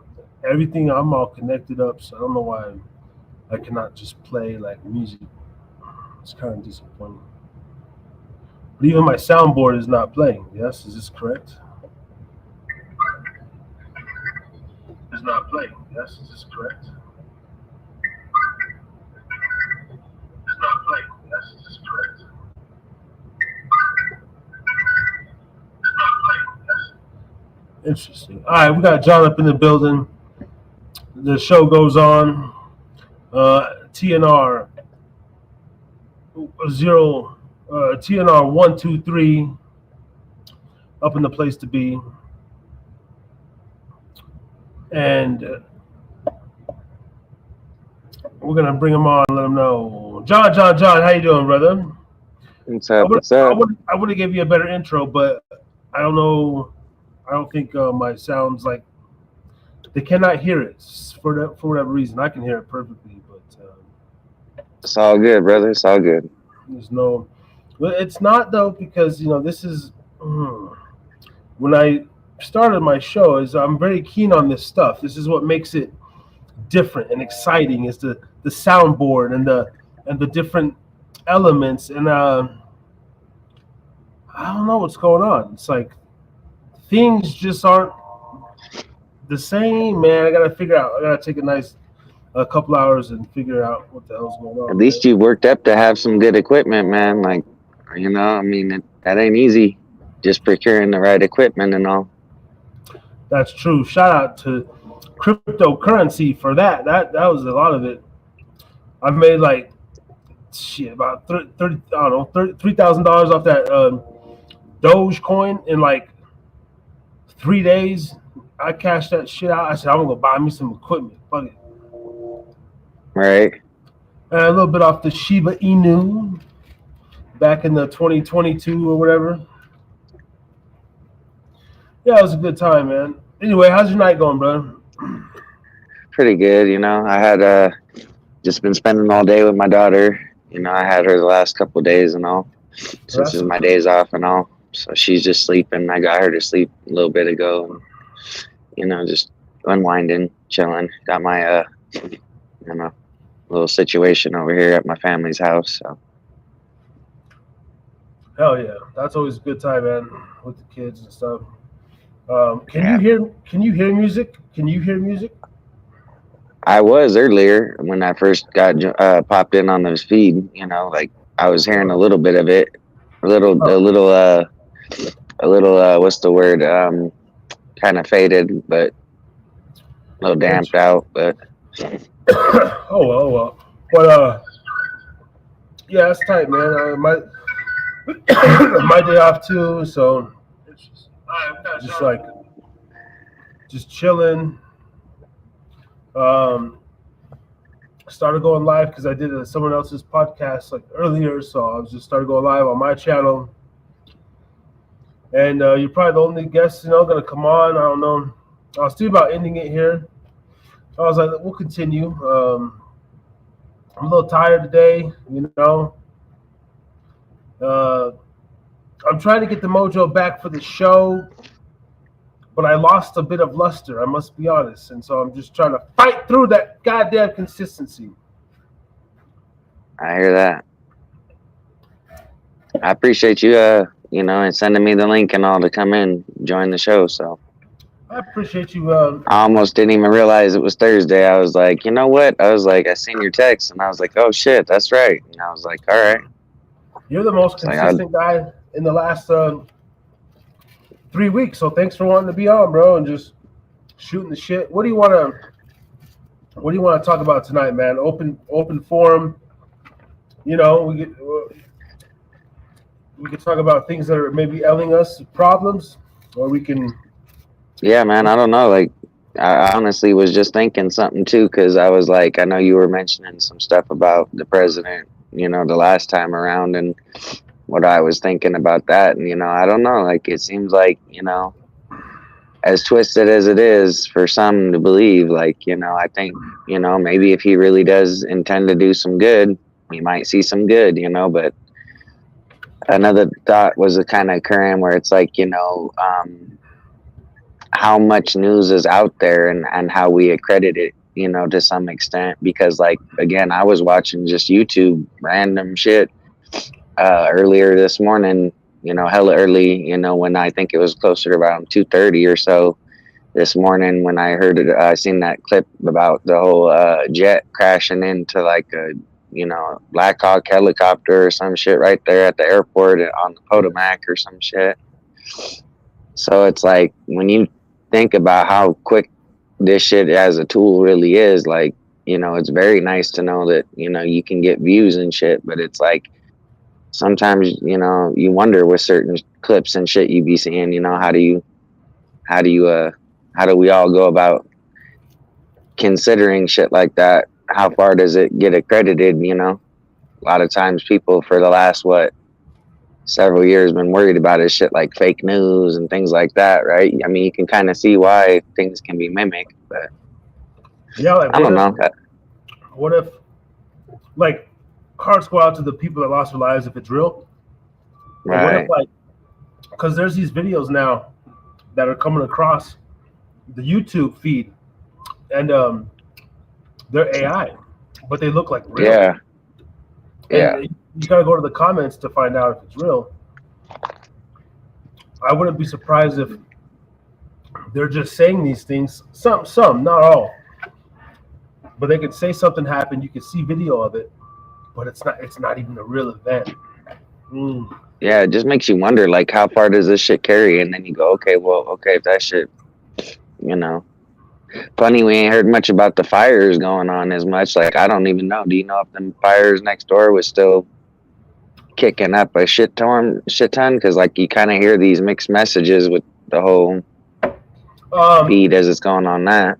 I just know it hasn't burned enough because California is still our neighbor. Yeah, you killing me, dog. Too soon? You Too killing soon? me. I'm sorry. You killing me, dude. My bad. Yeah, too soon. Sorry for your rich fucks that lost your houses, okay? I'm sorry. You gotta fucking get another one. It's nothing. Yeah, it's fucked up. They'll be all right. Especially the rich folks. They'll be all right, bro.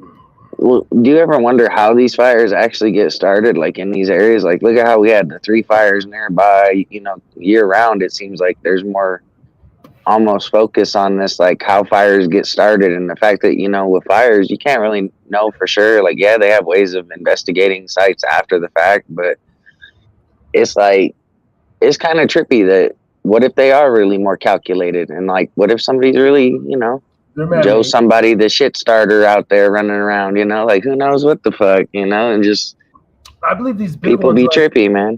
These big ones, I believe they're 100% man-made, bro. You can't. They're absolutely man-made. They're too calculated with the news.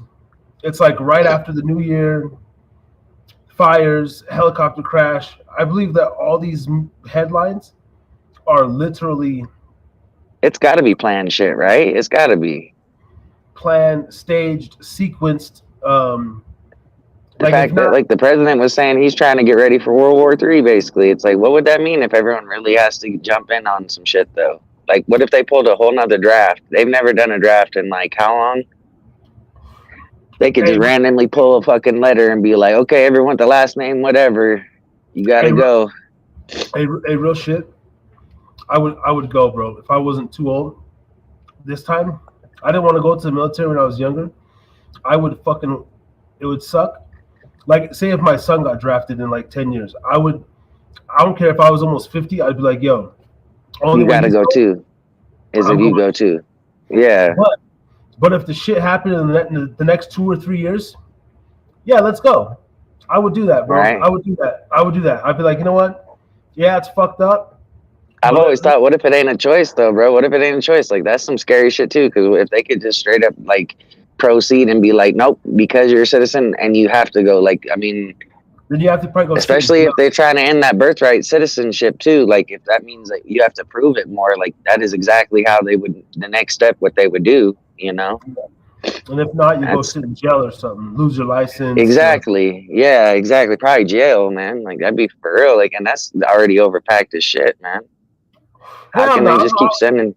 I ain't sitting in no cell, man. Give me a fucking gun. Let me go train. I mean, shit. I'll do what I gotta do, but I'm like, shit. Let me get some oxygen. God damn. Let me go bang some fucking foreign girls. Damn. Jerk off to my girl's panties that she fucking I'm gonna take with me overseas because I'm not gonna probably see her again. You're killing me, man. Yeah, I'd be down. And plus, I could use the boot camp. Get in really good shape. And I got some aggression, man. If I can get like a fucking free kill in the name of America, fuck it, bro. Let me pop one of the motherfuckers' head or just like do some like physical combat. Like I feel I could probably get lost in the shit too, but that's what I'm saying is like when you realize how little of a choice you really have, like, okay, let me put it like this. The last thing I'd want to have to face is why I'm in this shit show of a fucking moment, wherever it ends up being, somehow something going on where you look around at everything like, okay, who's got my back? And you realize how fucking just uncoordinated and just discordant everything is, where it's like to the point where, you understand where people were coming from when they said food bar, you know what I'm saying? Fucked up beyond all recognition. You understand why, things are just not ideal, Fucked up, y'all. That was a crazy website. Actually, we should go to Food Bar right now, but probably get kicked off. I don't know about that part, but I'm just saying that's an old term. I mean, my grandpa served. You ever been to foodbar.com? Have you ever been to foodbar.com? Oh, fuck. No. I'm gonna type that in, bro, because I haven't been there for years, bro. Foodbar.com. I guarantee it's still a thing. Let's check it out. Oh my god, it's like the worst of the worst, bro. Oh, you got to sign up and shit. Okay. They changed it. Never mind.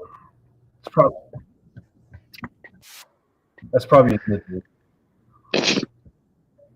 Have you ever been to zootube.com? I don't think so, no. Or Zoo365? No. I don't even know what these are, man. You got me on that one. It's a bestiality porn site. Oh, Jesus. I wouldn't know nothing about that. Yo, I seen some crazy shit with a fucking Doberman Pinscher, bro. You killing me, dog. And the sad thing, I was like, damn, I was kind of turned on, but it's because the girl was just giving the dog sloppy toppy. And I was like, oh, Jesus. She's really good at that, though. I was just imagining myself.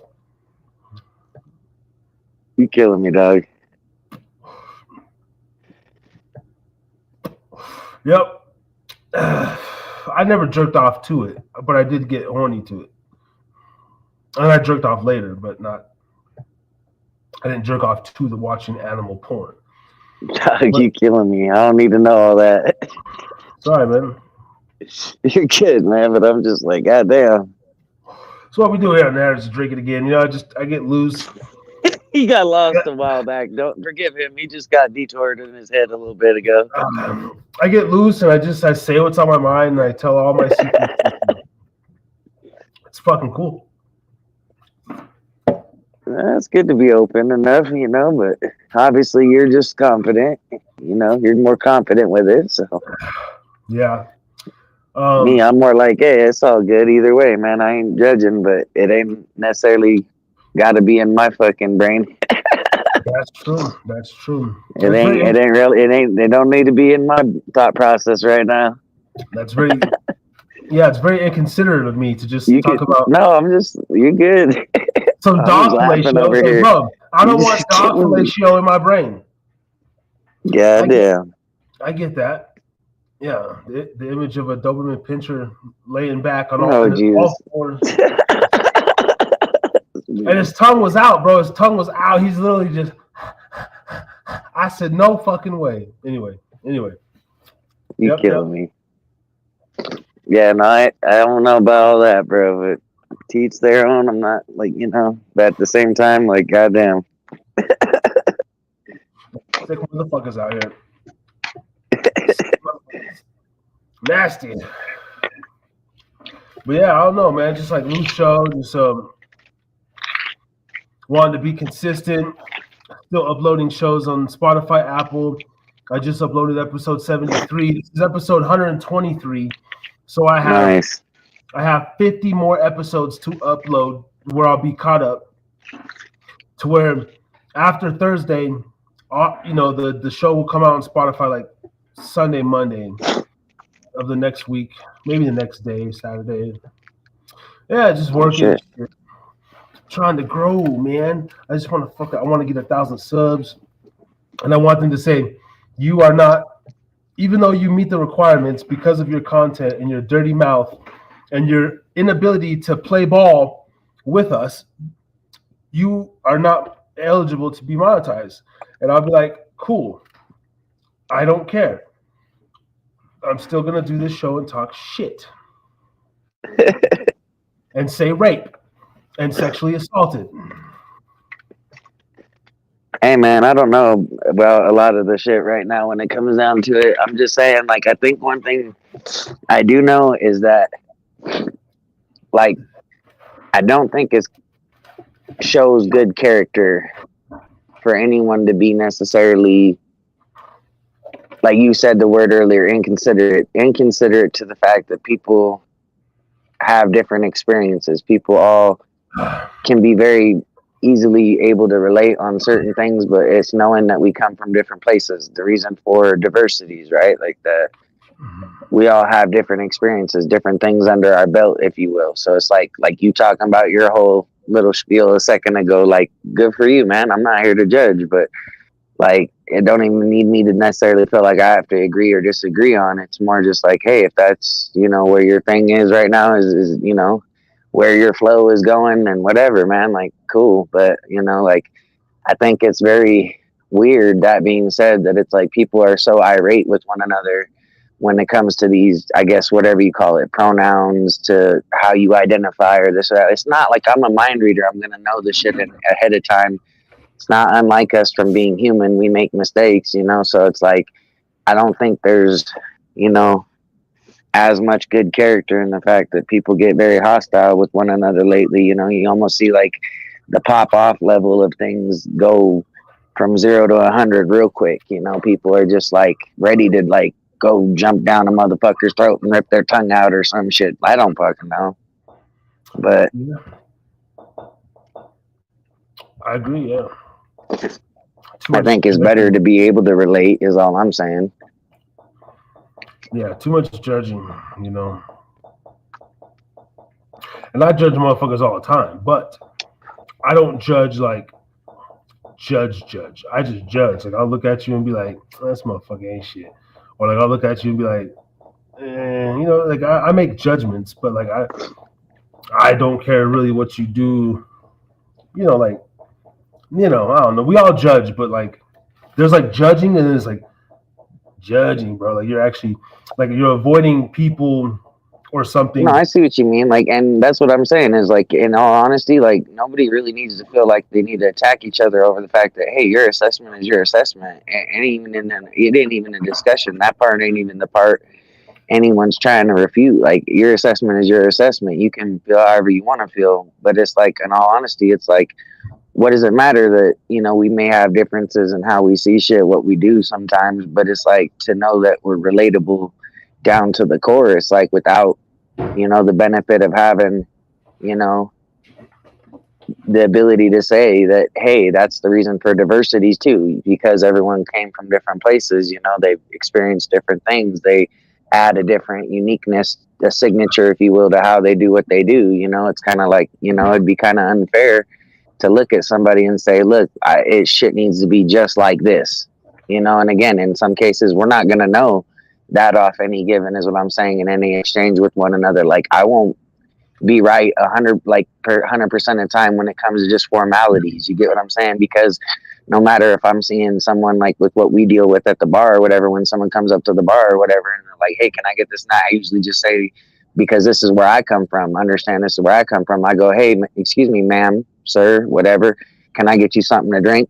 And, you know, there are times where you might get someone come up to the bar and they're like, I don't identify as ma'am or sir or whatever, to any extent. You know what I mean? And it's like, damn, okay, I apologize. I don't mean to offend. That's my politeness. You know, that's my formalities. That's how I was taught. You know what I'm saying? You got to excuse the fact that, you know, you ain't going to know off a given. That I don't mean no disrespect, but it's like, you know. Yeah. Excuse me. Shit, I go off energy a lot. Like if a dude comes up, it's like, I know you're a dude, bro, but you want to look like a chick. I'll just be like, what's up, bro? Or yes, sir. But if it's like, even if it's like you kind of know it's like a tranny that's like, wow, you really look like a damn woman, damn near, but you're a fucking man.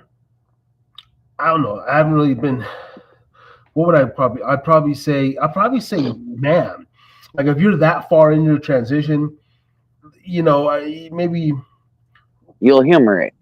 I don't know. I don't even know. I might still say. Well, that's kind of.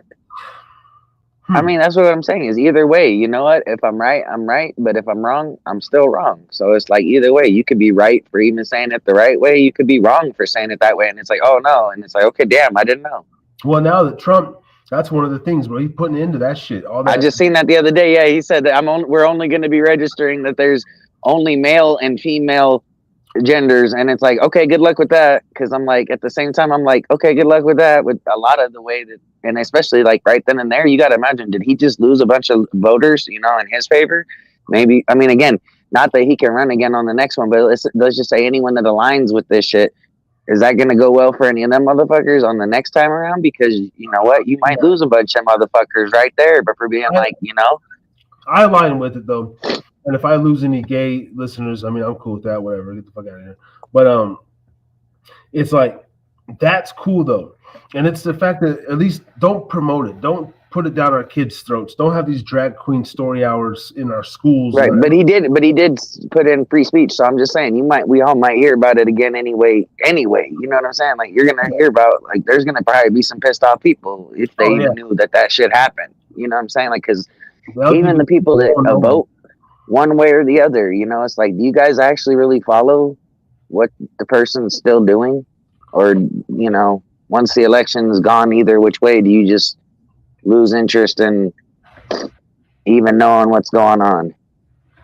You know, like. Yeah. Absolutely. I need to get a subscribe banner. I need to get a big subscribe banner. I'm going to do that right now. But yeah, I don't know. I like the way things are going so far. At least in my own life, 2025. What do you think about this stupid ass helicopter crash though? I don't know much about it. But just based on general thinking, I've been on a few planes in my life. How the hell? And one of the busiest. Does air traffic control not know one is right next to the next? You know what I mean? Or they're on a similar path. How don't even the pilots know? Like a helicopter versus a jet.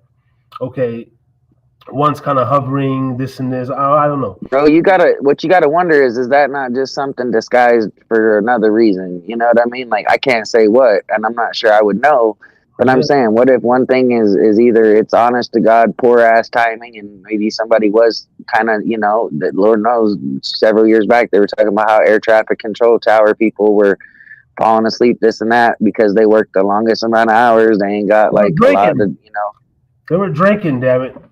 Whatever, bro. Like it's just like, you know, you got to put your faith in. What I'm saying is, when you got to put your faith in somebody else's hands to have your back, you know, this is kind of what I've been trying to say, is that it's like, you know, you got to really wonder. You're like, do these people actually, in the thick of it, do they really actually got your back? Do they really give a shit? You know, and it's like, so sometimes you wonder. And I'm not saying it has to be so menacing, or it could be for real, but I'm just saying, like, what if that's just another masked event? Like, the question is not, you know, what happened, but it's like almost more like if there is that case, then it's like who and for what reason would that have occurred? And amongst the people that were affected, it's like obviously that shit was a little more isolated. It's like for all we know. And the people that were on it too, supposed to be like U.S. figure skating team and maybe. Okay, well that's very sus, is all I'm saying then, because again, like we're not. Yeah. I don't know. Did they already do Winter Olympics? Because again, that could have been something. It's crazy. Yeah, and you gotta. I don't even recall Winter Olympics as much as I feel like I should have. Like we didn't hear much going on there. Do we even know where they were at? Yeah, and then like, are they saying the U.S. team because maybe there was like some doctors or some very important? I don't know. Oil guys, So it's like, yeah, something to keep mindful of for sure. And I believe no matter what we see on the news, it's literally the complete opposite, or at least 50% like straight up bullshit, like just. But they were on it quick though. They were on it quick from what I understand, because like again, I was up like hell early this morning, and I was like, I saw it when it was first several minutes when it came up and it lit up on YouTube, and there was every other kind of stream of somebody trying to talk about the shit from some news station or whatever. But it's like, yeah, I don't know, man. Like the fact that they could be on it like that and they put it, like if it's possible there was something more to it, they sure blew it over real quick so it wouldn't be even thought of. What if it was it didn't take that narrative, maybe at least, if there was more to it. Right. What if you think it could be like maybe a UFO or one of these drones and they're trying to cover it up? Well, honest to God, it could have been an actual collision. Like it could have been like missed, poor timing. Someone didn't realize that, this one and this one was on a similar flight path, at the same time, like where one would be coming in when the other. So it kind of sounds like maybe even if that's, soldiers, running a mission or something, whatever it ended up being, the dude tried to do something probably and didn't realize what was going on around him and made a complete error. But it's like at the same time, what if it was something as simple as just we wanted to get rid of something? You know what I mean? Make it look like something and then say, oh, it was an accident. And then they get a fucking brand new helicopter or some shit. Like, we don't know. That could have been like, a gangster ass maneuver to be like, we need to upgrade. You know what I mean? I don't fucking know. Yeah. I don't fucking know. Yeah. Oh, yeah. Like, I really don't. Like, especially with the military, I really don't know. I don't even presume to think I know what the fuck they're doing, but I know that they could be always doing something. Shit, there could be clandestine shit rolling around in the whole goddamn neighborhood. My neighborhood, your neighborhood, everybody's neighborhood, and nobody would really fucking know the difference. You know what I'm saying? Like, I believe that they're the ones that, like, there's been stories and stuff that they drop off, crates of guns in the hood and stuff, and they leave stuff. They ship guns, just to fuel shit. I believe in that, man. I don't know. I've never trusted government in general, but man, it makes it real uncomfortable. Whether it's the mob or if it's the fucking government, and it's their, whole fucking thing. But it's like, there's some scary elements for sure. I don't like fucking with none of it. Like, I like where I'm at, but I know I could do some shit if I needed to. So it's like, at the same time, like, some of the shit just trips me the fuck out because it's like never really knowing, you know what I mean? Like, so if there were some shit going on like that, hell if I'd know. Yeah, I got my subscribe banner now. There you go. That looks badass. Subscribe to Mother Pub. Help me get up there and become a member today. You bitch, you.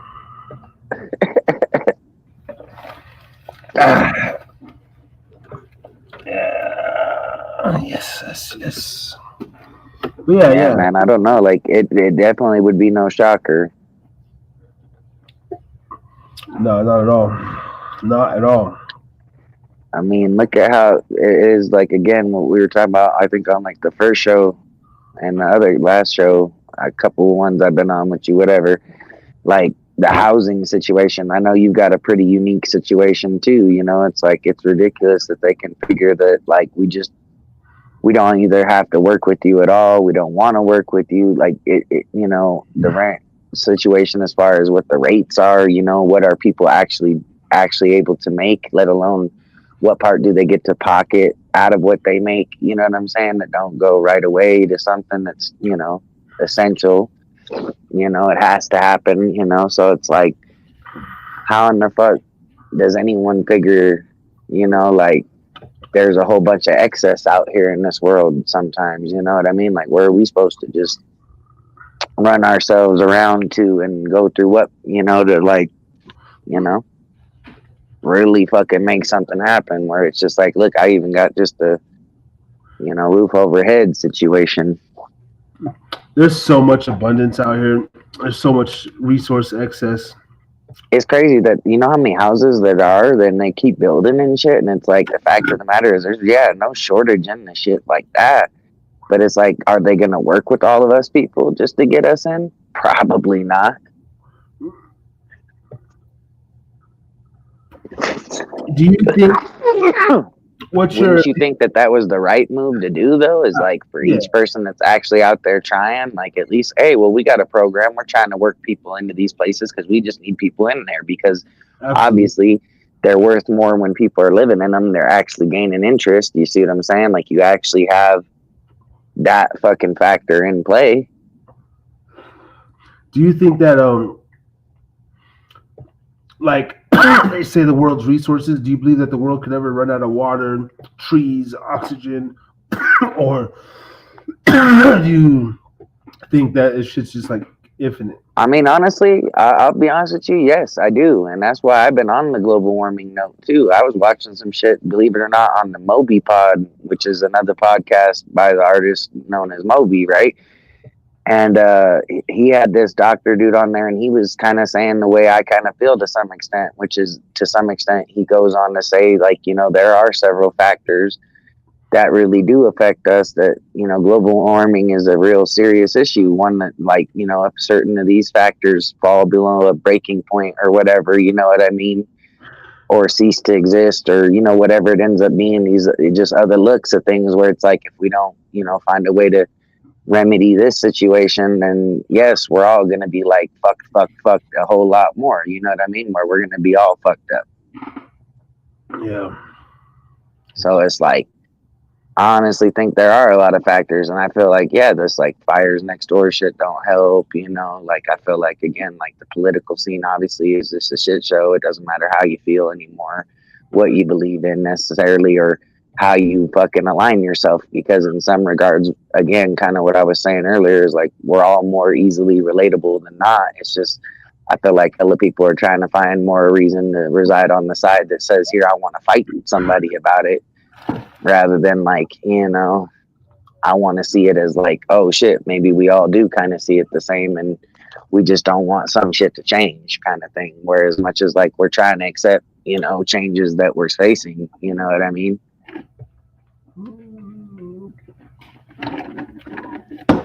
Yes. Yeah, absolutely. Take a swig of apple juice. I gotta take a double swig. That's too good. All right. Can you hear this beat in the background? You cannot hear it, huh? It's real faint. I think the shit's too cold, bro. The studio's too cold. Fuck, the equipment's like, maybe. But either way, music pumps me up. That's what makes the pub different from other shows, is that you got to play music in the background. The guest has to feel, the patron has to hear the music, the listener has to hear the music. And I'm going to work hard on that this week to get that. It's all good, though. Yeah. But that's something that's it's pretty much a requirement. I wouldn't even do a podcast if I couldn't play music. I'd be like, no, I gotta be the podcast and the DJ. Fuck that. Yes, sir. You so you got your daughter this week. You're in dad mode.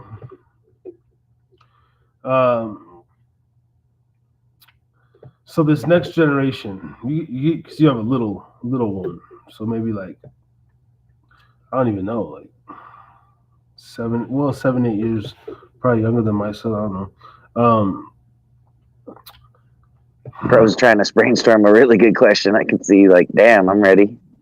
Yeah, I'm trying to go some like I don't know fatherhood. Let's talk about fatherhood. Fuck the government. I mean, it kind of still goes back in there, but fatherhood. See, I never wanted a daughter. I have a stepdaughter, but biologically, I never wanted a daughter because it still scares the fuck out of me because of the way just men treat women and stuff, and the way it's fucking. No, I feel you. I feel you. I've kind of been on this note a little bit lately. You're hitting some similarities. It'd be weird, bro. It'd be weird from so many different aspects, of just what the relations between men and women are, and so I'm glad I had a son. I always knew I was gonna have a son. It wasn't even a question. The second or third one, I don't know, but the first one, my son, and I mean, I could have just assumed that the dynamic is so different. I'm raising him to like be a conqueror, go out there and just get it. Like you're a boy, bro. There's only two genders, male and female, and you're a male, straight up. And I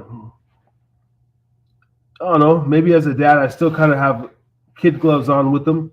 I tell him I love him like all the time, all day, every day. I'm not one of those dads. I show a lot of affection as a dad, especially as a father.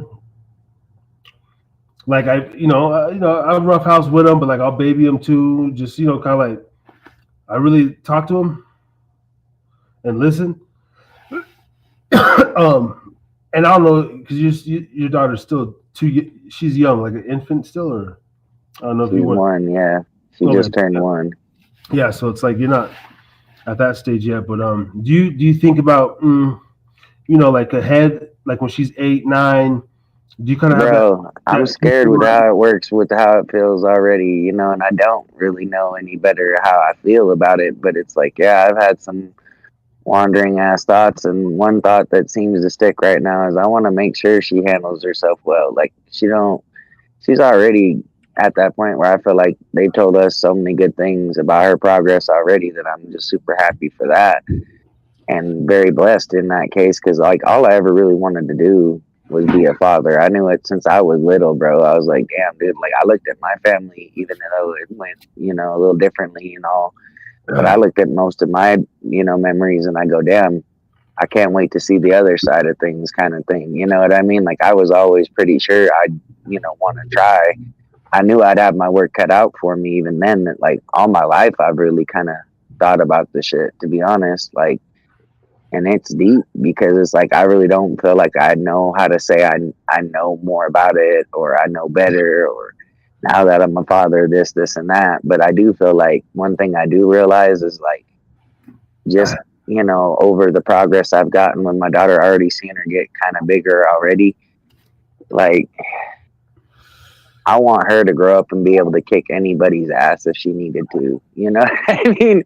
So I feel like I don't care even if I got my hands full with knowing like she'll be a handful later in life. And it's like, ooh, she might even hate you, Dad. And it's like, okay, cool. Like I'm already like, I'd rather you hate me and all these things as long as I know you can handle yourself for real. You know what I mean? But not push her, like breaking point or nothing like that. But just like, so she is mindful of shit. Like, you know what I mean? Like I want her to know shit. And she's already learning shit so fast. Like they say she's in like 85, 95 something percent rating of like, aptitude in that sense. Like she's already like her progression is like she's growing, like, she's very smart for even where she's at. She's, picking up good progress. So it's just like, you know what I mean? Like I want to make sure I do it right, I guess is what I'm saying, as much as possible. Yeah, no, every parent. So I understand your concern too, because I know right where, like, I was glad you actually brought that up because I was like, I've been thinking on that note a lot myself. So like to hear it from another, father, someone that knows, like for you to bring up that note, that was perfect for me because I was like, I got a kick out of that because I was like, yeah, again, like I just want her to be able to kick the shit out of everything and anybody around her if she needs to. You know what I mean? Like that's just how it feels. Like handle yourself well. You know, be able to know it. Know that shit. Yeah, and have respect for a daughter. It's like for a woman, you want to like have respect for yourself and like don't just give yourself away and all this stuff. You know, it's like so much. And but for my son, I'm talking to my homie this morning. It's like, yeah, for my son, it's like I'm teaching him, like, yo, go out there and like get your woman, like be that dominant man and but be respectful and be gentle when need to be. But like, man, without saying too much, I'm already getting them there. Like, you know what I'm saying? Like, no, but like you're the man. Like these women are meant to be like taken, bro. Like go and not take the pussy, but you know what I mean. Like take. I get what you're saying. Step up and yeah, you want her, go get her, bro. So like yeah, it's interesting.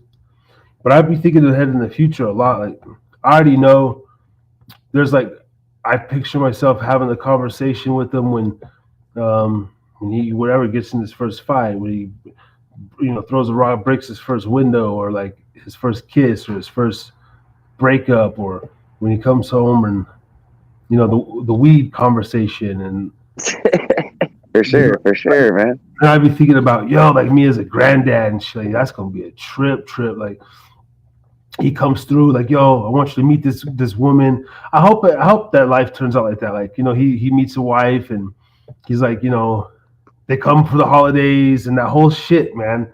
And it's like, yo, I don't know. Can you imagine? Yeah, no, I mean, but then you start to really think about it, and then you're like, oh, but that's a lot of things that would change too. You're like, I probably wouldn't do this no more. I'd be doing this all the time because, like, and the fact that you see yourself going there, you're like, oh shit, dude. Like, I think that shit, man. Like for sure. Me, that's a kind of a way of that I manifest stuff, and I'm positive because everything is in good favor too. Like, I'm not. All my thoughts are like. Other than like just my actual personal pleasures that I want to achieve, like my thoughts are not really there's no malice in them, It's right. Like, I think of like, man, everybody in a good place, for the most part, like I'm just like,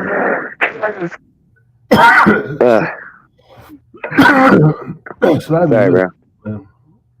Excuse me, started coughing on the mic like a motherfucker. No, you're good. But this shit, motherfucking shit. For real, like no, but that's good though. I guess that at least again to be aware of such things for ourselves too. Like like it lights you up in a way where now you're like, okay, damn. So how I got to do this now? Like, and now it's like I was sitting with a buddy earlier, and he saw me like dazing off, and I was just like kind of dazing off out there. And just looking dead straight at nothing, just thinking, and he had to like wave at me a few times, and I was like, "Thank you," though, because I was like, I joked with him. I said, "Oh, I was plotting," and I was like, "Nah, I'm kidding." I was like, I was contemplating, life. I was looking at, I was reflecting, if you will, whatever. Yeah. But it was like I was going out there for a minute, and I was like, "Thank you for bringing me back in," because I was just like, "Damn," I was like, I literally, since I've had my daughter, I don't think I've not taken consideration or the thought into like, 100 different directions or more. And just like, oh shit, that means now I got to try and do this and and I'm like, I'm looking at this like crazy ass list that I'm like just trying to get the basics done on, you know what I mean? And then I still realize I'm like, dude, sometimes I feel like there really isn't really enough time in the day, there isn't enough, being put forth, to actually accrue any good change when it's like you realize you got this like ultimate like huge ass checklist now all of a sudden that you're like, I would need this to do that to blah blah blah blah. It's like, dude, I don't know about anyone else, but I've been feeling major overwhelmed by the fact that it's like I don't feel like I can get enough done. And that's even when I'm asking for help. I'm like, oh shit, I'm still trying to fucking figure out how to check these fucking boxes off over here, man. So like, I definitely know I'm like, I just added like a whole nother set of criteria of like 30 more fucking things to do. I'm like, oh shit. I'm just like super, grateful I've been able to get like a lot of the things I need from my daughter, and I've had a lot of good people's help, all from like people we work with over there at the casino right before I had my daughter, people throughout time still, like super happy and feeling very blessed that people were very kind to us and I've never really, been able to, feel like I've been able to reciprocate that as equally as I should have back to people, you know what I mean? And it doesn't mean, I'm ungrateful. I just feel like it's easy to be misread sometimes about it because I don't know I've ever made some of those same people feel like, there was a nice enough return of the gratitude that I do actually have, which is like, again, they helped me a lot. There was a lot of things that helped through the beginning and through it all to this point. Like, I'm very grateful, my family, gets to see my daughter, and for what it's worth, it's a really tough situation I'm in, for what it, like, it feels good to know there's good, parts about it, but it's like really like, all I can say is my whole situation doesn't feel as ideal as I'd hope for it to be, so, Yes. it's just strange that, again, like, your studio should be nice, you know what I'm saying? For everything we do enough as it is, working full time, like I wish I knew the route to go to, like, I don't know what it takes at this point for more people to advocate that it's like, look, if the people are doing all right, then everything else would be doing all right. It's like, I don't know how much more when it comes down to it, push comes to shove. Like, I don't know how much more any of us really can push the issue. You know what I mean? Like, we all know the shit's fucked up to some extent, somewhere, somehow. It's just like, we're all just tripping, looking around to the person that does know something because we're like, hey, man, figure that shit the fuck out real quick, Better figure that shit out real quick for us all, man, because we're tired of shit being fucked up. I'm pretty sure is, the common notion. Yeah. Nobody knows what to do. Nobody wants to die for nothing. I hear it, man, but nobody wants to die for their liberty anymore. Give me liberty, give me death. Shit, man, I don't know. Nobody believes in this anymore. I believe I do, bro. I was ready to die, and I'm still ready to fucking die over the vaccine. I will never, ever get fucking COVID vaccine bullshit, vaccinated card. Fuck you, your vaccine passport, pussy shit over my fucking dead body. And I would take my kid out of your schools. You know me. And that's one thing I will never shake on, okay? You got more chance of me wearing a fucking dress, probably fucking kissing a dude on the fucking cheek in a movie than to me taking the COVID shit. I will never, ever take the COVID vaccine or any of the sorts. Yeah, man, I'll die on that.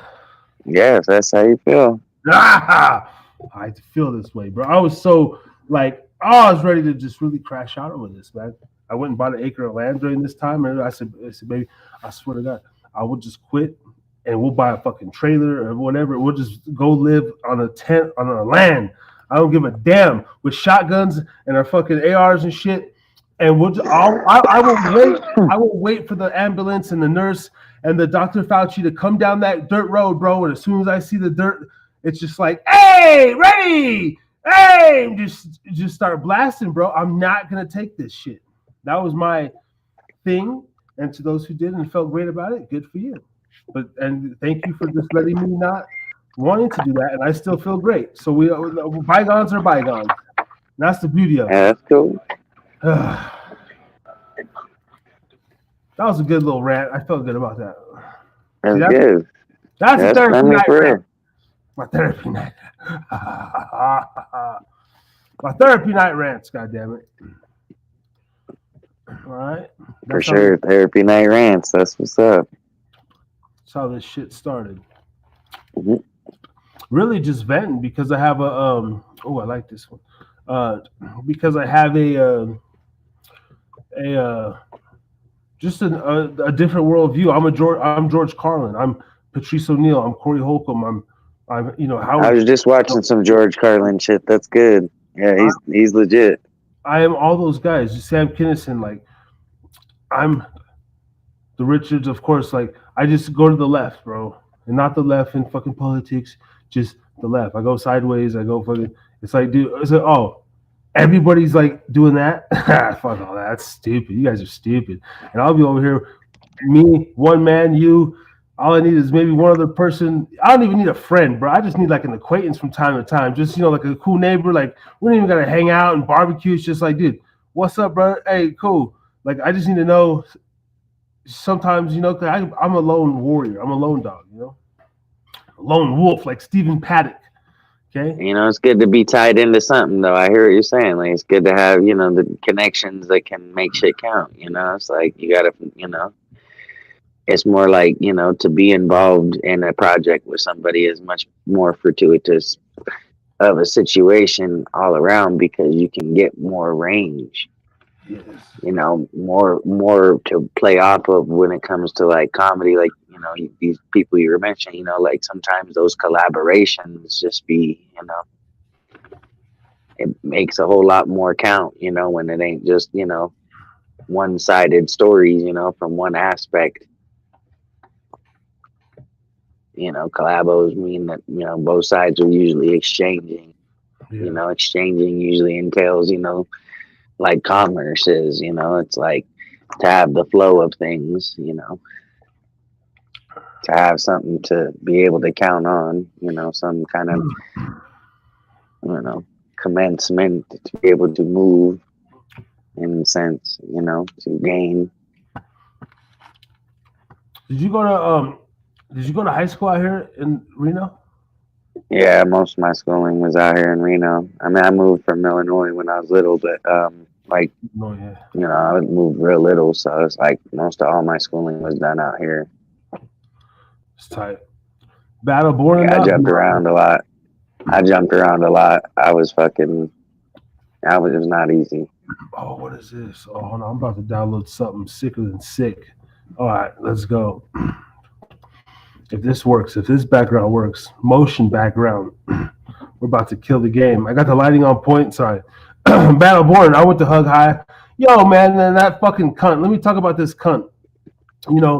Who apparently thinks I'm a tweaker and stuff. And look, I make no qualms about it. Okay, I've done every drug in the world, but it's talking about.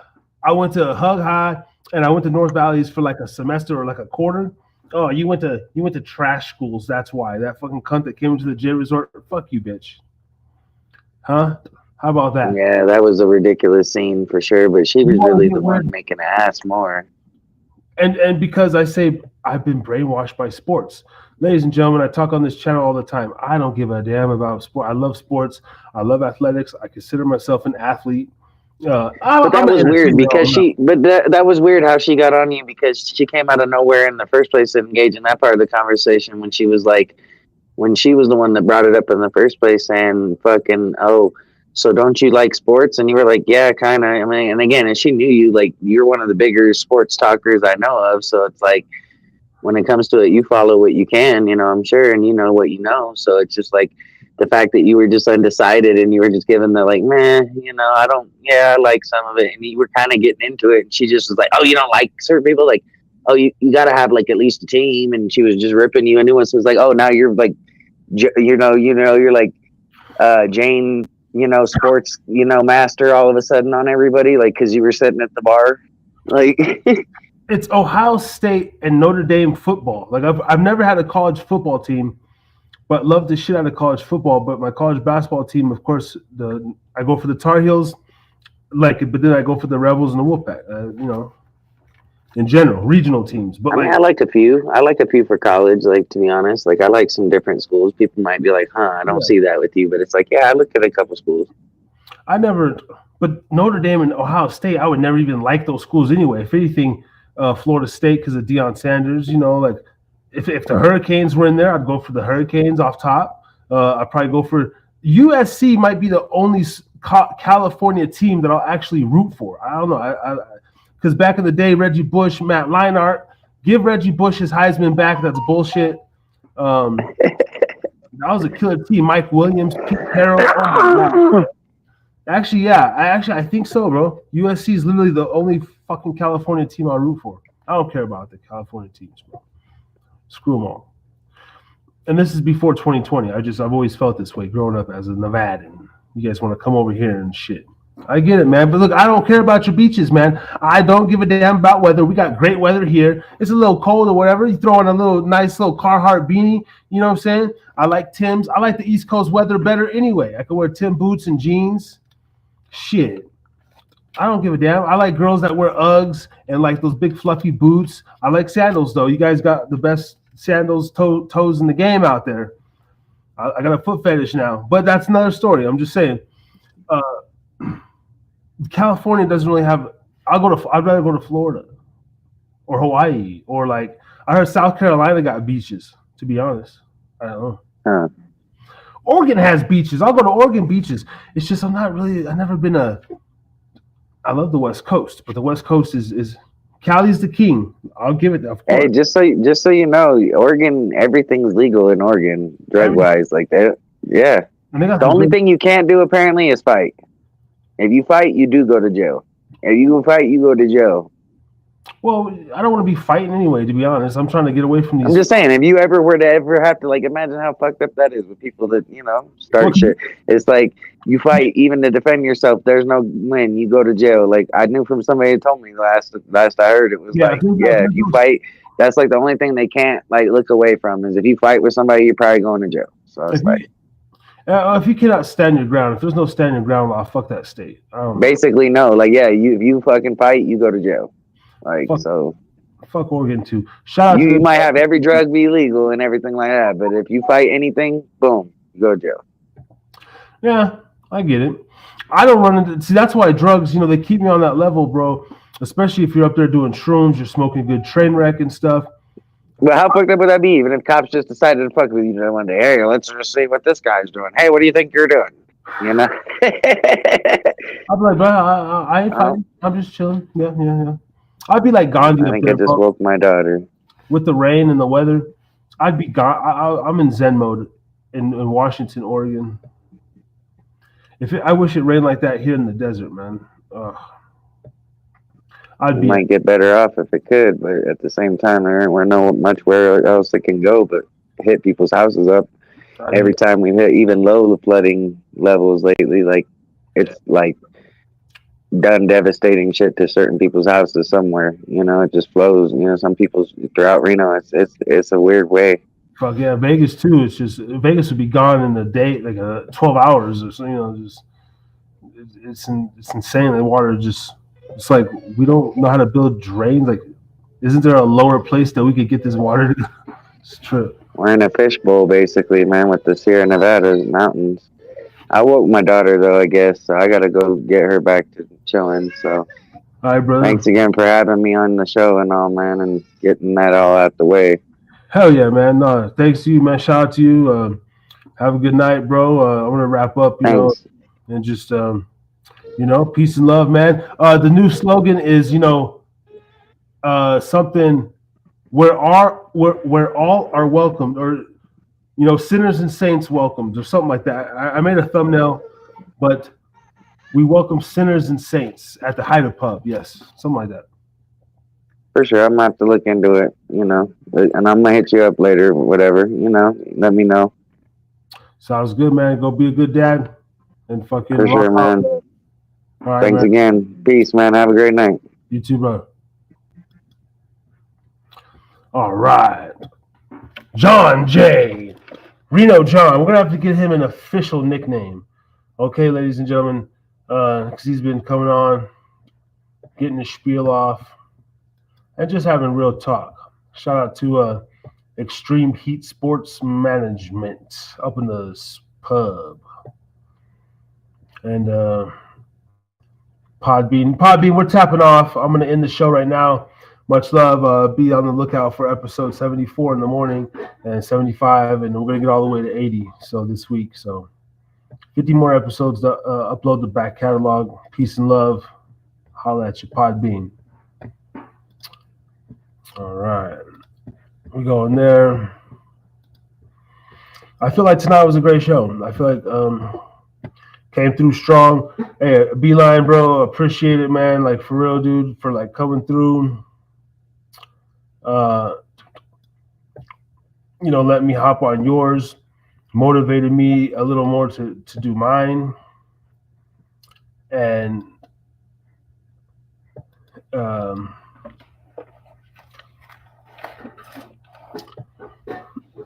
got me through. I don't know how long we've been on for, but this is a good amount. This is another couple hour show. We're gonna tap off episode 124 next week, man. Let's keep going. Let's get back to the consistency. I'm gonna get back in the flow of things. I got the music played. We gotta figure out a couple of mechanical errors, wires, and stuff like this. Okay. Thank you to everybody that tapped in and tuned in. Harris is Drink It Again Pubcast is available on audio everywhere. You can Google it. Amazon, Spotify, Apple, Tidal, iHeart, wherever you listen to podcasts, check out some of the content. It's a whole different perspective. Thank you to the YouTube viewers. And drink responsibly, stay up, stay well, man. Put your seatbelt on and wash your ass. All right? And if you need help, there's the damn number for the thing, man. What is it? 1-800-662-HELP. Help a friend. Help a brother out, okay? Harris Drink It Again Pub. Be on the lookout for more content. Here soon. We out. See y'all next week. Shamotas.